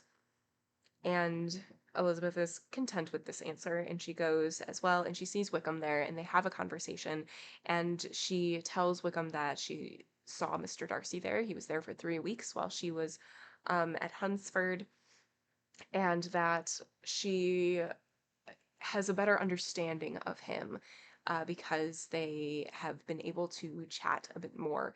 And no, his manners haven't really changed, but because she was getting closer to him, she now sees, like, and accepts that that's who he is, sort of a thing. And Wickham is kind of in a huff and really wants to talk about more about how Darcy is a terrible person and how the Darcy family has wronged him and all of these things, but Elizabeth doesn't provoke that. And so, but by the end of it, Wickham and Elizabeth leave and say goodbye, hopefully with the same idea that they won't see each other again. Chapter 42. Had Elizabeth's opinion been all drawn from her own family, she could not have formed a very pleasing picture of conjugal felicity or domestic comfort. Her father, captivated by youth and beauty, and that appearance of good humor which youth and beauty generally give, had married a woman whose weak understanding and illiberal mind had very early in their marriage put an end to all real affection for her. Respect, esteem, and confidence had vanished forever, and all his views of domestic happiness were overthrown. But Mr. Bennet was not of the disposition to seek comfort for the disappointment which his own imprudence had brought on, in any of those pleasures which too often console the unfortunate for their folly or their vice. He was fond of the country, and of books, and from these tastes had arisen his principal enjoyments. To his wife he was very little otherwise indebted than as her ignorance and folly had contributed to his amusement. This was not the sort of happiness which a man would in general wish to owe to his wife, but where other powers of entertainment are wanting, the true philosopher will derive benefit from such as are given. Elizabeth, however, had never been blind to the impropriety of her father's behavior as a husband. She had always seen it with pain, but respecting his abilities, and grateful for his affectionate treatment of herself, she endeavored to forget what she could not overlook, and to banish from her thoughts that continual breach of conjugal obligation and decorum which, in exposing his wife to the contempt of her own children, was so highly reprehensible. But she had never felt so strongly as now the disadvantages which must attend the children of so unsuitable a marriage, nor ever been so fully aware of the evils arising from so ill-judged a direction of talents which rightly used might at least have preserved the respectability of his daughters, even if incapable of enlarging the mind of his wife. When Elizabeth had rejoiced over Wickham's departure, she found little other cause for satisfaction in the loss of the regiment. Their parties abroad were less varied than before, and at home she had a mother and sister whose constant repinings at the dullness of everything around them threw a real gloom over their domestic circle. And though Kitty might in time regain her natural degree of sense, since the disturbers of her brain were removed, her other sister, from whose disposition greater evil might be apprehended, was likely to be hardened in all her folly and assurance by a situation of such double danger as a watering place and a camp. Upon the whole, therefore, she found, what has been sometimes found before, that an event to which she had looked forward with impatient desire did not, in taking place, bring all the satisfaction she had promised herself. It was consequently necessary to name some other period for the commencement of actual felicity, to have some other point on which her wishes and hopes might be fixed, and by again enjoying the pleasures of anticipation, console herself for the present, and prepare for another disappointment. Her tour to the lakes was now the object of her happiest thoughts. It was her best consolation for all the uncomfortable hours which the discontentedness of her mother and Kitty made inevitable, and could she have included Jane in the scheme, every part of it would have been perfect. But it is fortunate, thought she, that I have something to wish for. Were the whole arrangement complete, my disappointment would be certain. But here, by carrying with me one ceaseless source of regret in my sister's absence, I may reasonably hope to have all my expectations of pleasure realized. A scheme of which every part promises delight can never be successful, and general disappointment is only warded off by the defense of some little peculiar vexation. When Lydia went away, she promised to write very often and very minutely to her mother and Kitty. But her letters were always long expected, and always very short. Those to her mother contained little else than that they were just returned from the library, where such and such officers had attended them, and where she had seen such beautiful ornaments as made her quite wild, that she had a new gown or a new parasol, which she would have described more fully, but was obliged to leave off in a violent hurry, as Mrs. Forster called her, and they were going to the camp. And from her correspondence with her sister, there was still less to be learnt, for her letters to Kitty, though rather longer, were much too full of lines under the words to be made public. After the first fortnight or 3 weeks of her absence, health, good humour, and cheerfulness began to reappear at Longbourn. Everything wore a happier aspect. The families who had been in town for the winter came back again, and summer finery and summer engagements arose. Mrs. Bennet was restored to her usual querulous serenity, and by the middle of June, Kitty was so much recovered as to be able to enter Meryton without tears, an event of such happy promise as to make Elizabeth hope that by the following Christmas she might be so tolerably reasonable as not to mention an officer above once a day, unless by some cruel and malicious arrangement at the War Office another regiment should be quartered in Meryton. The time fixed for the beginning of their northern tour was now fast approaching, and a fortnight only was wanting of it, when a letter arrived from Mrs. Gardiner. That is the sister's aunt. Arrived from Mrs. Gardiner, which at once delayed its commencement and curtailed its extent. Mr. Gardiner would be prevented by business from setting out till a fortnight later in July, and must be in London again within a month, and as that left too short a period for them to go so far, and see so much as they had proposed, or at least to see it with the pleasure and comfort they had built on, they were obliged to give up the lakes and substitute a more contracted tour, and, according to the present plan, were to go no farther northward than Derbyshire. In that county there was enough to be seen to occupy the chief of their 3 weeks, and to Mrs. Gardiner it had a peculiarly strong attraction. The town where she had formerly passed some years of her life, and where they were now to spend a few days, was probably as great an object of her curiosity as all the celebrated beauties at Matlock, Chatsworth, Dovedale, or the Peak. Elizabeth was excessively disappointed. She had set her heart on seeing the lakes, and still thought there might have been some time enough. But it was her business to be satisfied, and certainly her temper to be happy, and all was soon right again. Elizabeth was excessively disappointed. She had set her heart on seeing the lakes, and still thought there might be some time enough. But it was her business to be satisfied, and certainly her temper to be happy, and all was soon right again. With the mention of Derbyshire, there were many ideas connected. It was impossible for her to see the word without thinking of Pemberley and its owner.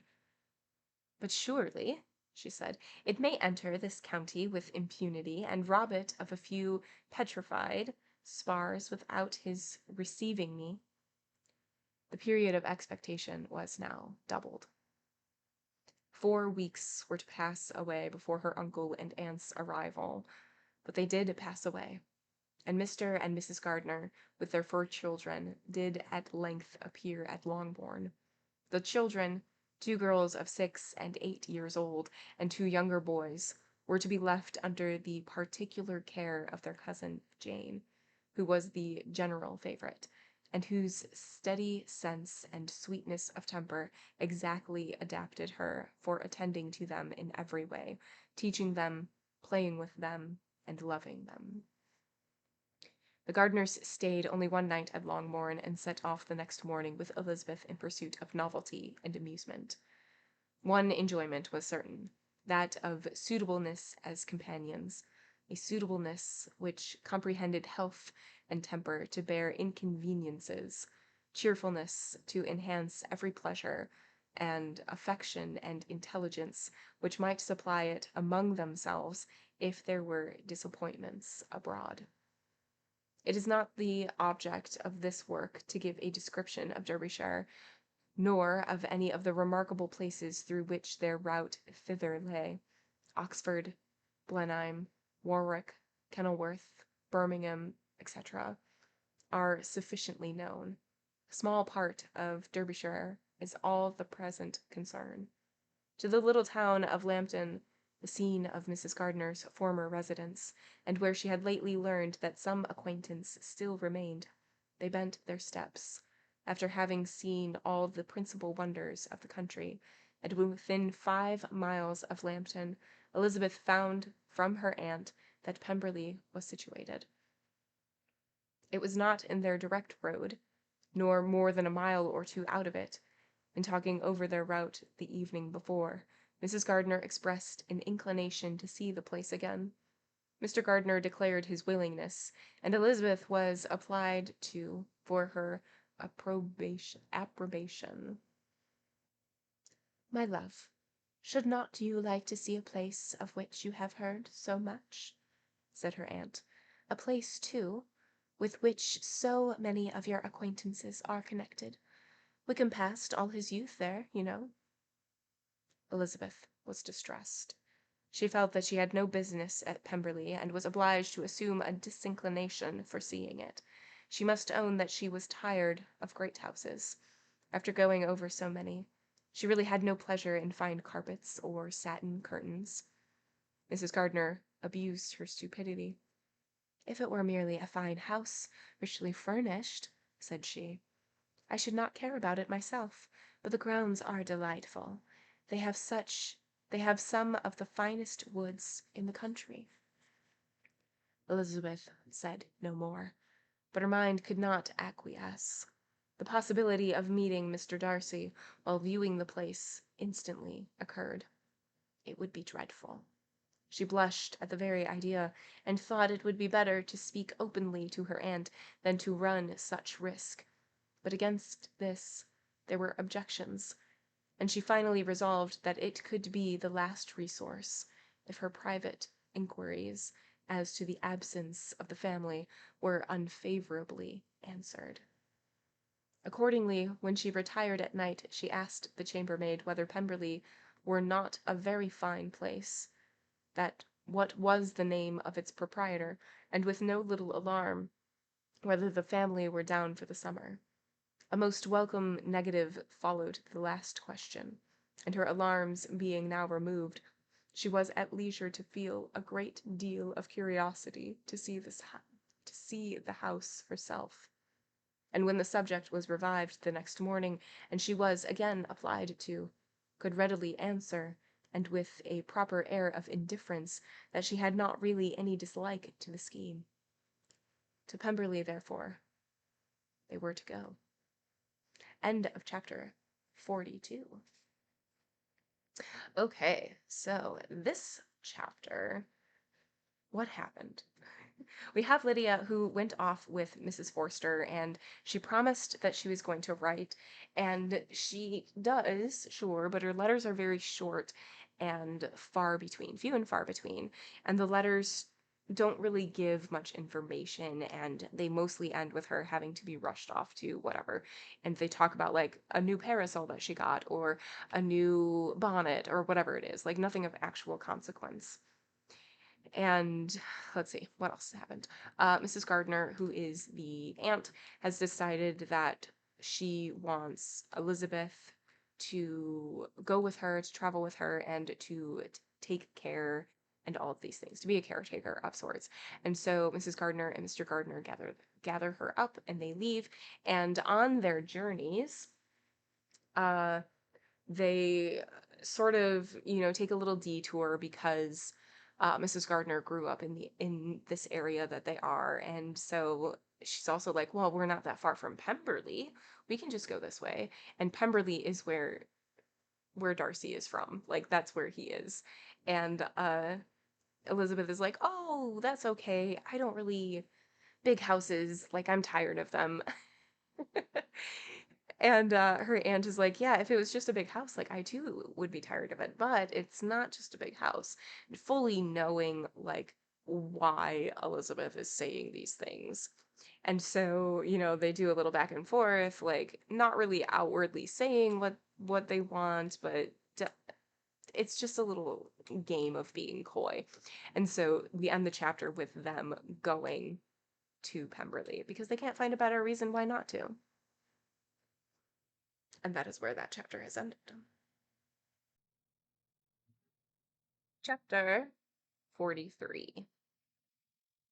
We are just buzzing right along. That's pretty fun. Elizabeth, as they drove along, watched for the first appearance of Pemberley Woods with some perturbation, and when at length they turned in at the lodge, her spirits were in a high flutter. The park was very large and contained great variety of ground. They entered it in one of its lowest points, and drove for some time through a beautiful wood stretching over a wide extent. Elizabeth's mind was too full for conversation, but she saw and admired every remarkable spot and point of view. They gradually ascended for half a mile, and then found themselves at the top of a considerable eminence, where the wood ceased, and the eye was instantly caught by Pemberley House, situated on the opposite side of a valley into which the road, with some abruptness, wound. It was a large, handsome stone building, standing well on rising ground, and backed by a ridge of high, woody hills, and in front a stream of some natural importance was swelled into greater, but without any artificial appearance. Its banks were neither formal nor falsely adorned. Elizabeth was delighted. She had never seen a place for which nature had done more, or where natural beauty had been so little interacted by an awkward taste. They were all of them warm in their admiration, and at that moment she felt that to be mistress of Pemberley might be something. They descended the hill, crossed the bridge, and drove to the door, and, while examining the nearer aspect of the house, All her apprehensions of meeting its owner returned. She dreaded lest the chambermaid had been mistaken. On applying to see the place, they were admitted into the hall, and Elizabeth, as they waited for the housekeeper, had leisure to wonder at her being where she was.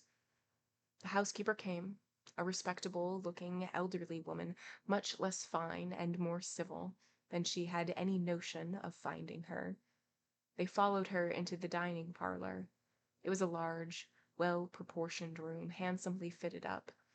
Elizabeth, after slightly surveying it, went to a window to enjoy its prospect. The hill, crowned with wood, from which they had descended, receiving increased abruptness from the distance, was a beautiful object. Every disposition of the ground was good, and looked on the whole scene, the river, the trees scattered on its banks, and the winding of the valley, as far as she could trace it, with delight. As they passed into other rooms, these objects were taking different positions, but from every window there were beauties to be seen. The rooms were lofty and handsome, and their furniture suitable to the future of their proprietor, but Elizabeth saw, with admiration of his taste, that it was neither gaudy nor uselessly fine, with less of splendor and more real elegance than the furniture of Rossing's. And of this place, thought she, I might have been mistress. With these rooms I might now have been familiarly acquainted. Instead of viewing them as a stranger, I might have rejoiced in them as my own, and welcomed to them as visitors my uncle and aunt. But no, recollecting herself, that could never be. My uncle and aunt would have been lost to me. I should not have been allowed to invite them. This was a lucky recollection. It saved her from something like regret. She longed to inquire of the housekeeper whether her master were really absent, but had not courage for it. At length, however, the question was asked by her uncle, and she turned away with alarm, while Mrs. Reynolds replied that he was, adding, "But we expect him tomorrow with a large party of friends." How rejoiced was Elizabeth that their own journey had not by any circumstance been delayed a day. Her aunt now called her to look at a picture. She approached, and saw the likeness of Mr. Wickham suspended amongst several other miniatures over the mantelpiece. Her aunt asked for, smilingly, how she liked it. The housekeeper came forward, and told them it was the picture of a young gentleman, the son of her late master's steward, who had been brought up by him at his own expense. "He is now gone into the army," she added, "but I am afraid he has turned out very wild." Mrs. Gardiner looked at her niece with a smile, but Elizabeth could not return it. "And that," said Mrs. Reynolds, pointing to another of the miniatures, "is my master, and very like him. It was drawn at the same time as the other, about 8 years ago." "Oh, I have heard much of the master's fine person," said Mrs. Gardiner, looking at the picture. "It is a handsome face. But, Lizzie, you can tell us whether it is like or not." Mrs. Reynolds' respect for Elizabeth seemed to increase on this intimation of her knowing her master. "Oh, does that young lady know Mr. Darcy?" Elizabeth coloured and said, "A little." "And do not you think him a very handsome gentleman, ma'am?" "Yes, very handsome." "I am sure I know none so handsome, but in the gallery upstairs you will see a finer, larger picture of him than this. This room was my late master's favourite room, and these miniatures are just as they used to be then. He was very fond of them." This accounted to Elizabeth for Mr. Wickham's being among them. Mrs. Reynolds then directed their attention to one of Miss Darcy, drawn when she was only 8 years old. "And is Miss Darcy as handsome as her brother?" asked Mr. Gardiner. "Ah, yes, the handsomest young lady that ever was seen, and so accomplished. She plays and sings all day. In the next room is a new instrument just come down for her. a present from my master. She comes here tomorrow with him." Mr. Gardner, whose manners were easy and pleasant, encouraged her communicativeness by his questions and remarks. Mrs. Reynolds, either from pride or attachment, had evidently great pleasure in talking of her master and his sister. "Is your master much at Pemberley in the course of the year?" "Oh, not so much as I wish, sir. But I dare say he spent half his time here, and Miss Darcy is always down for the summer months." "Except," thought Elizabeth, "when she goes to Ramsgate." "If your master could marry, you could see more of him." "Yes, sir, but I do not know when that will be. I do not know who is good enough for him." Mr. and Mrs. Gardner smiled. Elizabeth could not help saying, "It is very much to his credit, I am sure, that you should think so." "Oh, I am no more than I say no more than the truth, and what everybody will say that knows him," replied the other. Elizabeth thought this was going pretty far, and she listened, with increasing astonishment, as the housekeeper added, "I have never had a cross word from him in my life, and I have known him ever since he was 4 years old." This was praise. Of all others most extraordinary, most opposite to her ideas. That he was not a good-tempered man had been her firmest opinion. Her keenest attention was awakened. She longed to hear more, and was grateful to her uncle for saying, "There are very good people of whom so much can be said. You are lucky in having such a master." "Yes, sir, I know I am. If I was to go through the world, I could not meet with a better. But I have always observed that they who are good-natured when children are good-natured when they grow up, and he was always the sweetest-tempered, most generous-hearted boy in the world." Elizabeth almost stared at her. "Can this be Mr. Darcy?" thought she. "His father was an excellent man," said Mrs. Gardner. "Yes, ma'am, that he was indeed, and his son will be just like him, just as affable to the poor." Elizabeth listened, wondered, doubted, and was impatient for more. Mrs. Reynolds could interest her on no other point. She related the subject of the pictures, the dimensions of the rooms, and the price of the furniture, in vain. Mr. Gardner, highly amused by the kind of family prejudice to which he attributed her excessive commendation of her master, soon led again to the subject, and she dwelt with energy on his many merits as they proceeded together up the great staircase. "He is the best landlord and the best master," said she, "that ever lived. Not like the wild young men nowadays who think of nothing but themselves. There is not one of his tenants or servants but what will give him a good name. Some people call him proud, but I am sure I never saw anything of it. To my fancy, it is always because he does not rattle away like other young men." "In what an amiable light does this place him," thought Elizabeth. "This fine account of him," whispered her aunt, as they walked on, "is not quite consistent with his behavior to our poor friend. Perhaps we might be deceived." "It's not very likely. Our authority was too good." On reaching the spacious lobby above, they were shown into a very pretty sitting-room, lately fitted up with greater elegance and lightness than the apartments below, and were informed that it was but just done to give pleasure to Miss Darcy, who had taken a liking to the room when last at Pemberley. "He is certainly a good brother," said Elizabeth, as she walked towards one of the windows. Mrs. Reynolds anticipated Miss Darcy's delight when she should enter the room. "And this is always the way with him," she added. Whatever can give his sister any pleasure is sure to be done in a moment. There is nothing he would not do for her." The picture gallery and 2 or 3 of the principal bedrooms were all that remained to be shown.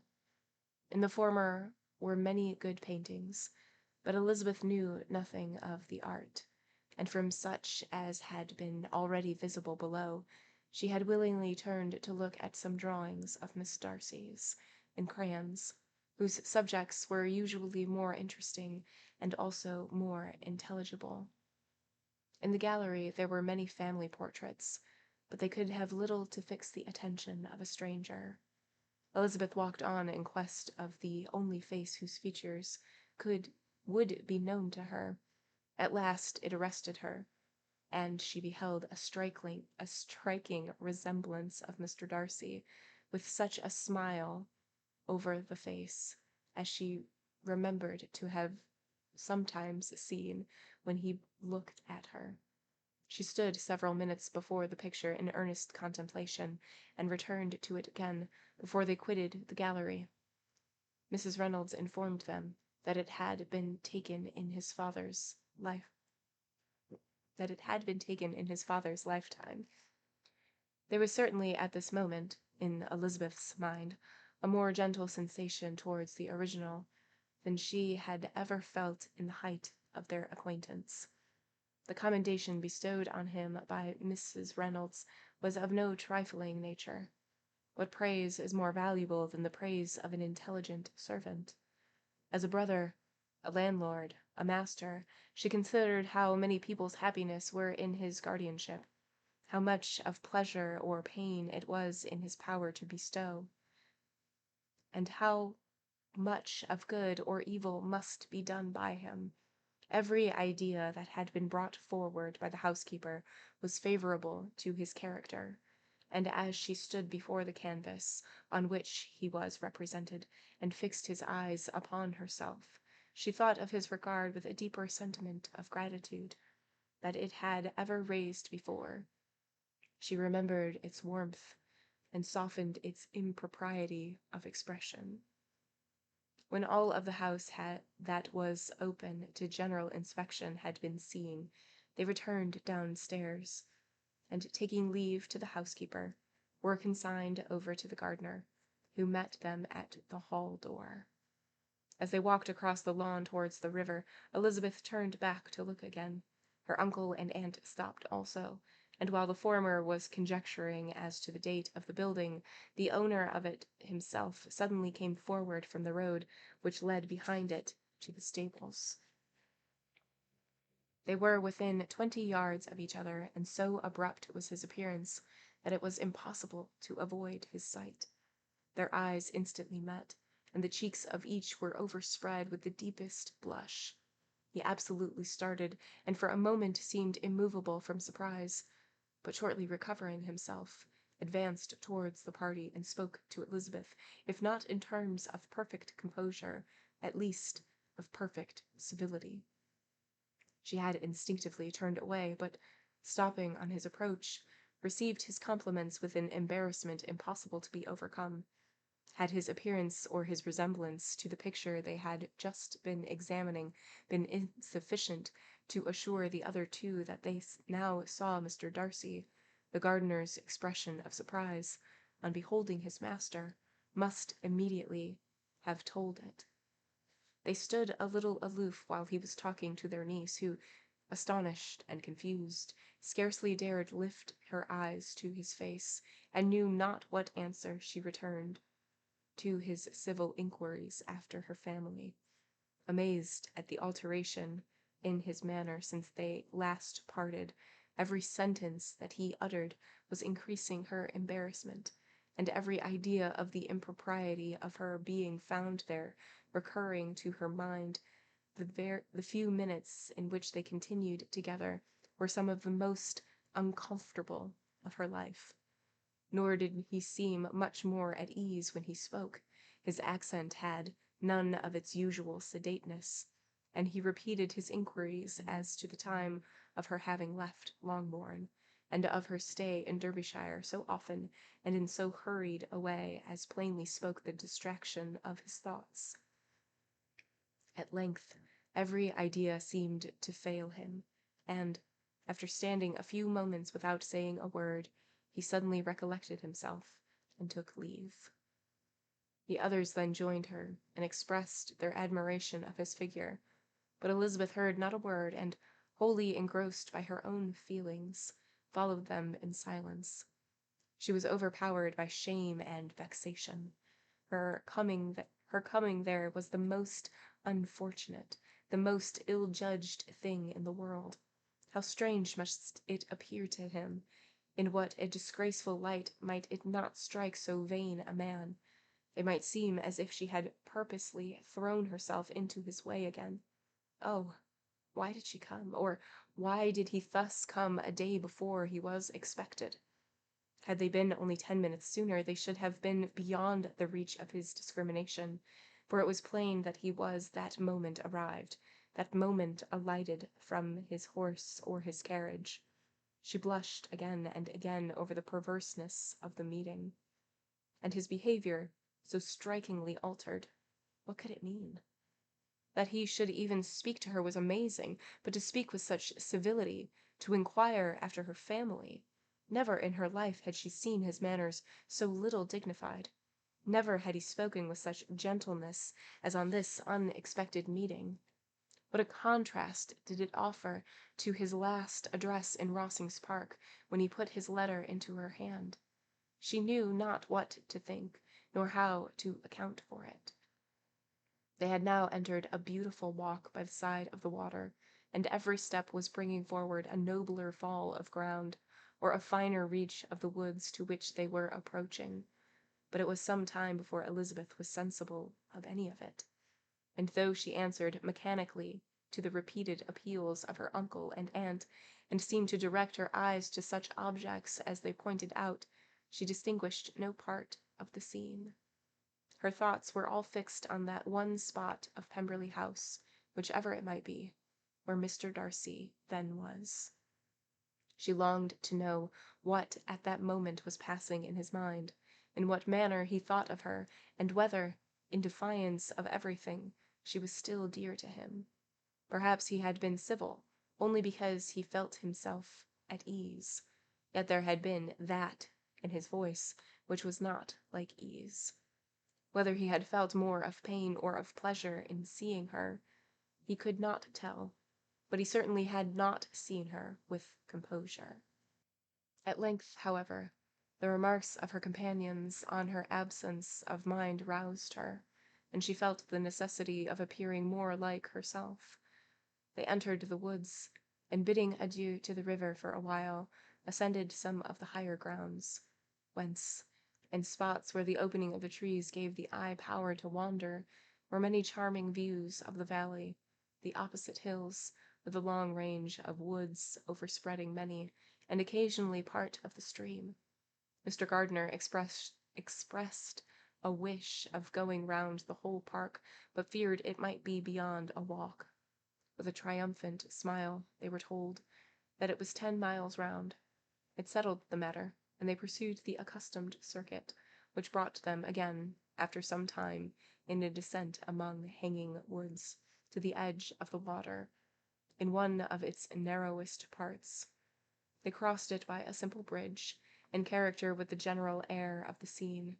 It was a spot less adorned than any they had yet visited, and the valley, here contracted into a glen, allowed room only for the stream, and a narrow walk amidst the rough coppice wood which bordered it. Elizabeth longed to explore its windings, but when they had crossed the bridge and perceived their distance from the house, Mrs. Gardiner, who was not a great walker, could go no farther, and thought only of returning to the carriage as quickly as possible. Her niece was, therefore, obliged to submit, and they took their way towards the house on the opposite side of the river, in the nearest direction. But their progress was slow, for Mr. Gardiner, though seldom able to indulge the taste, was very fond of fishing, and was so much engaged in watching the occasional appearance of some trout in the water, and talking to the man about them, that he advanced but little. Whilst wandering on in this slow manner, they were again surprised. and Elizabeth's astonishment was quite equal to what it had been at first, by the sight of Mr. Darcy approaching them, and at no great distance. The walk being here less sheltered than on the other side, allowed them to see him before they met.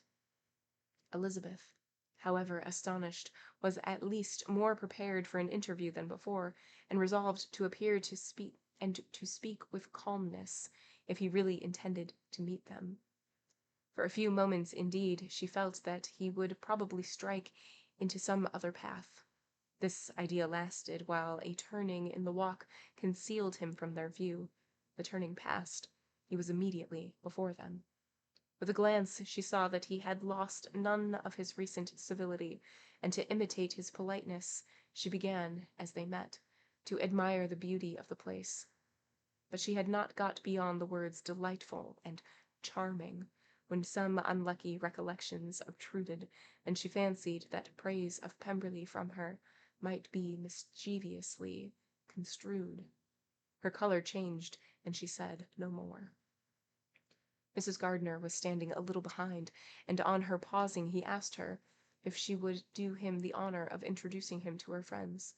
This was a stroke of civility for which she was quite unprepared, and she could hardly suppress a smile at his being now seeking the acquaintance of some of those very people against whom his pride had revolted in his offer to herself. What will be his surprise, thought she, when he knows who they are? He takes them now for people of fashion. The introduction, however, was immediately made, and as she named their relationship to herself, she stole a sly look at him, to see how he bore it, and was not without the expectation of his decamping as fast as he could from such disgraceful companions. That he was surprised by the connection was evident. He sustained it, however, with fortitude, and so far from going away, turned back with them, and entered into conversation with Mr. Gardiner. Elizabeth could not but be pleased, could not but triumph. It was consoling that he should know she had some relation for whom there was no need to blush.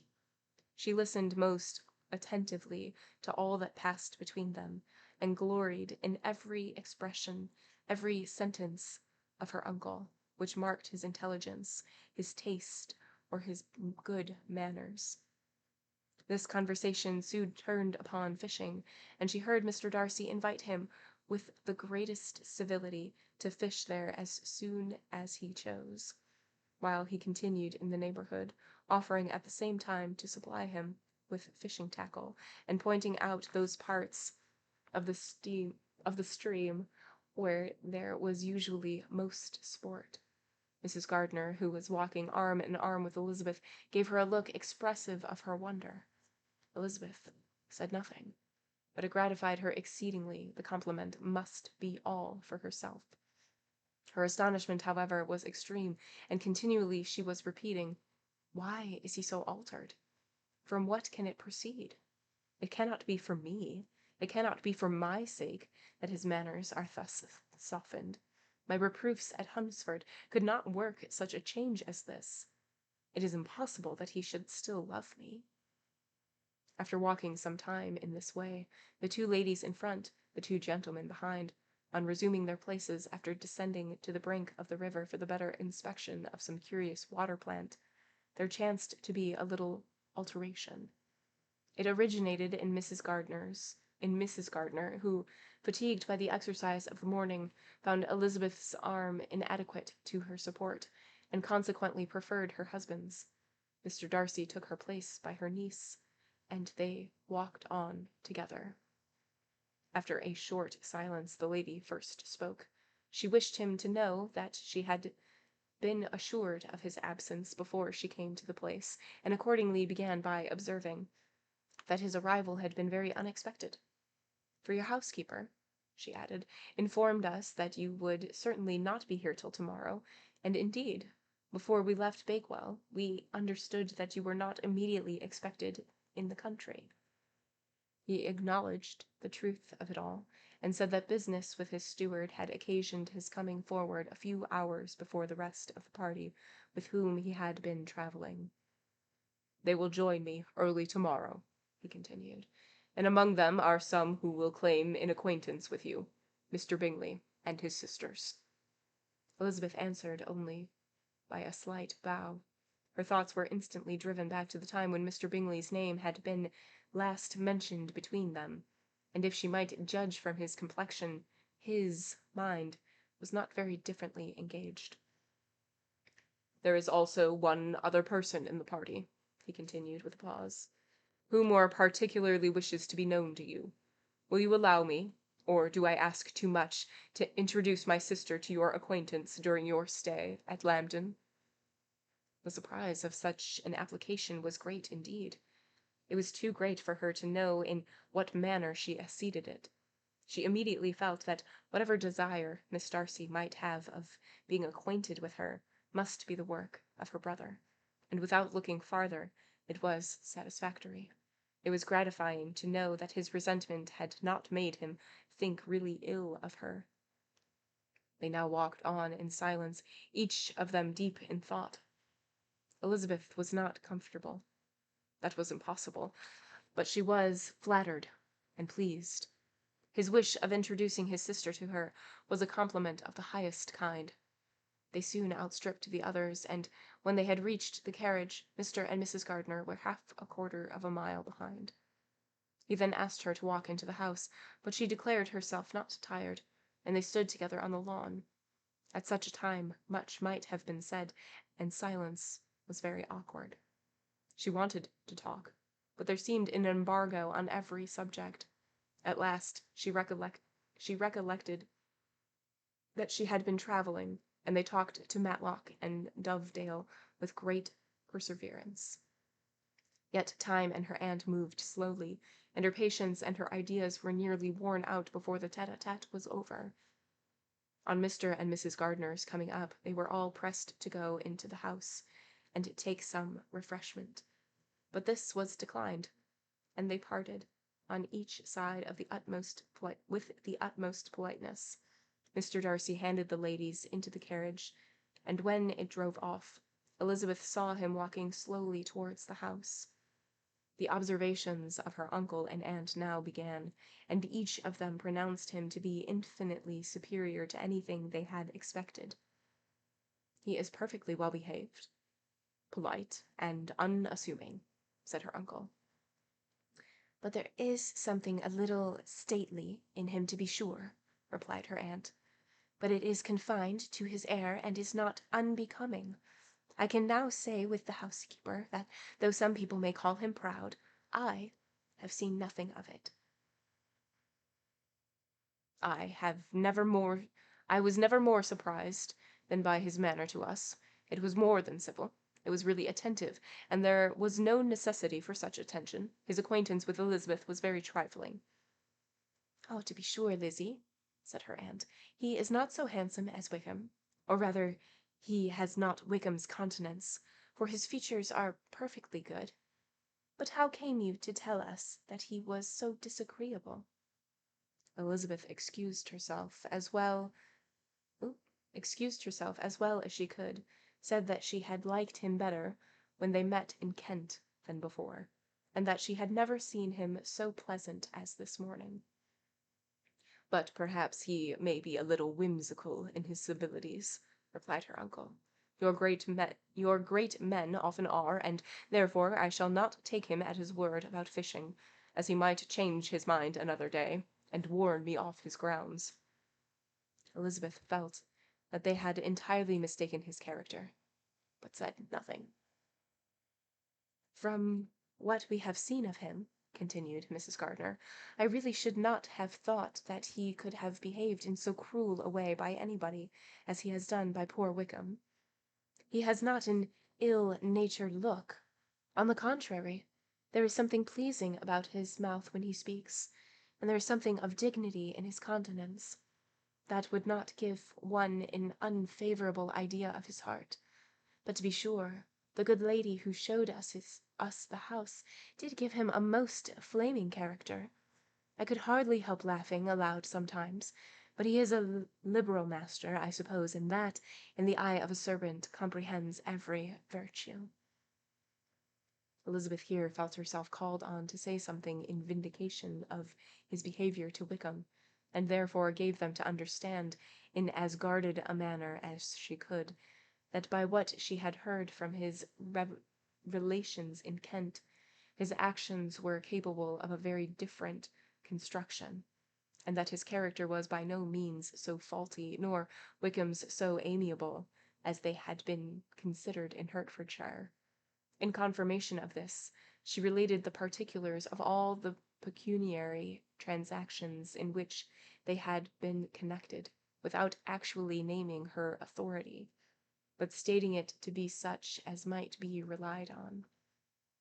Mrs. Gardiner was surprised and concerned, but as they were now approaching the scene of her former pleasures, every idea gave way to the charm of recollection, and she was too much engaged in pointing out to her husband all the interesting spots in its environs, to think of anything else.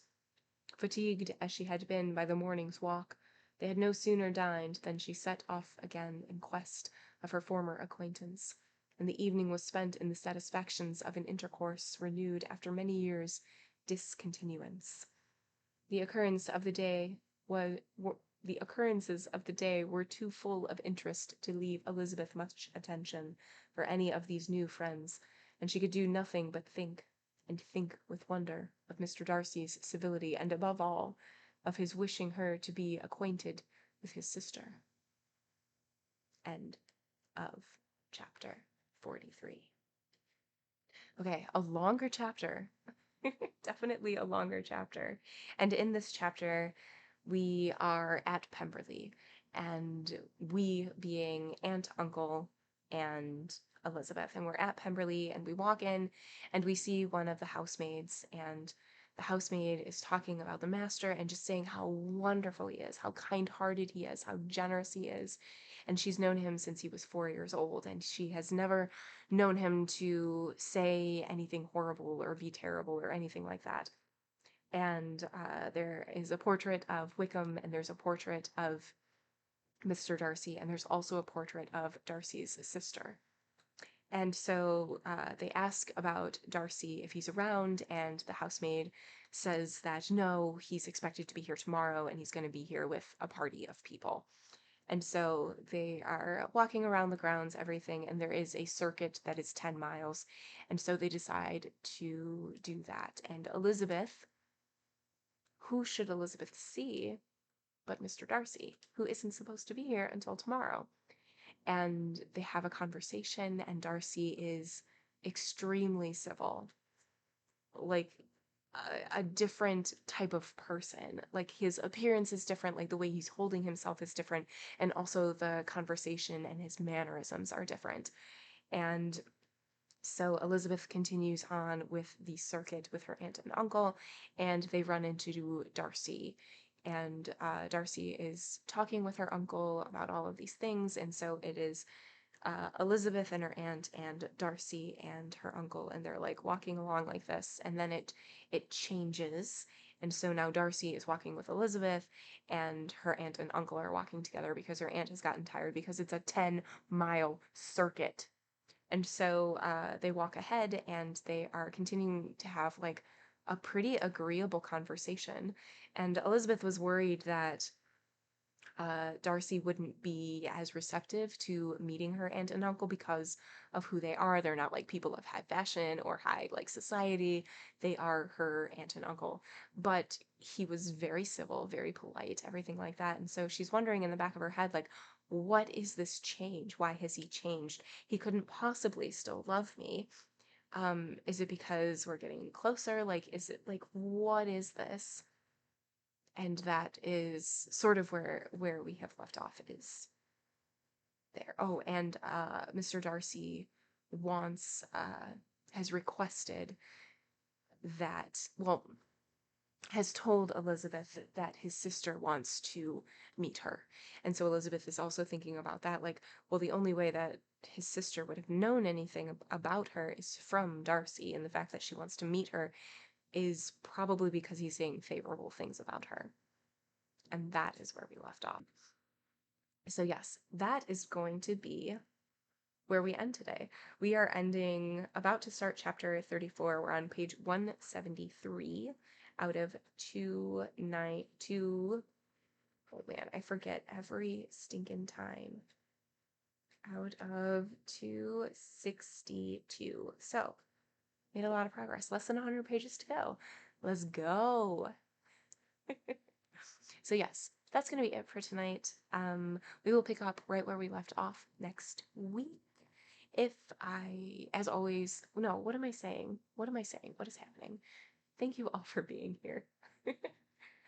um, it's been a pleasure as always. Yes, thank you, thank you, thank you, thank you. As always, whether you lurk, whether you chat, I 1000% appreciate you. I 1000% appreciate your support. If I do not see you next time, I hope to see you very soon. Goodbye.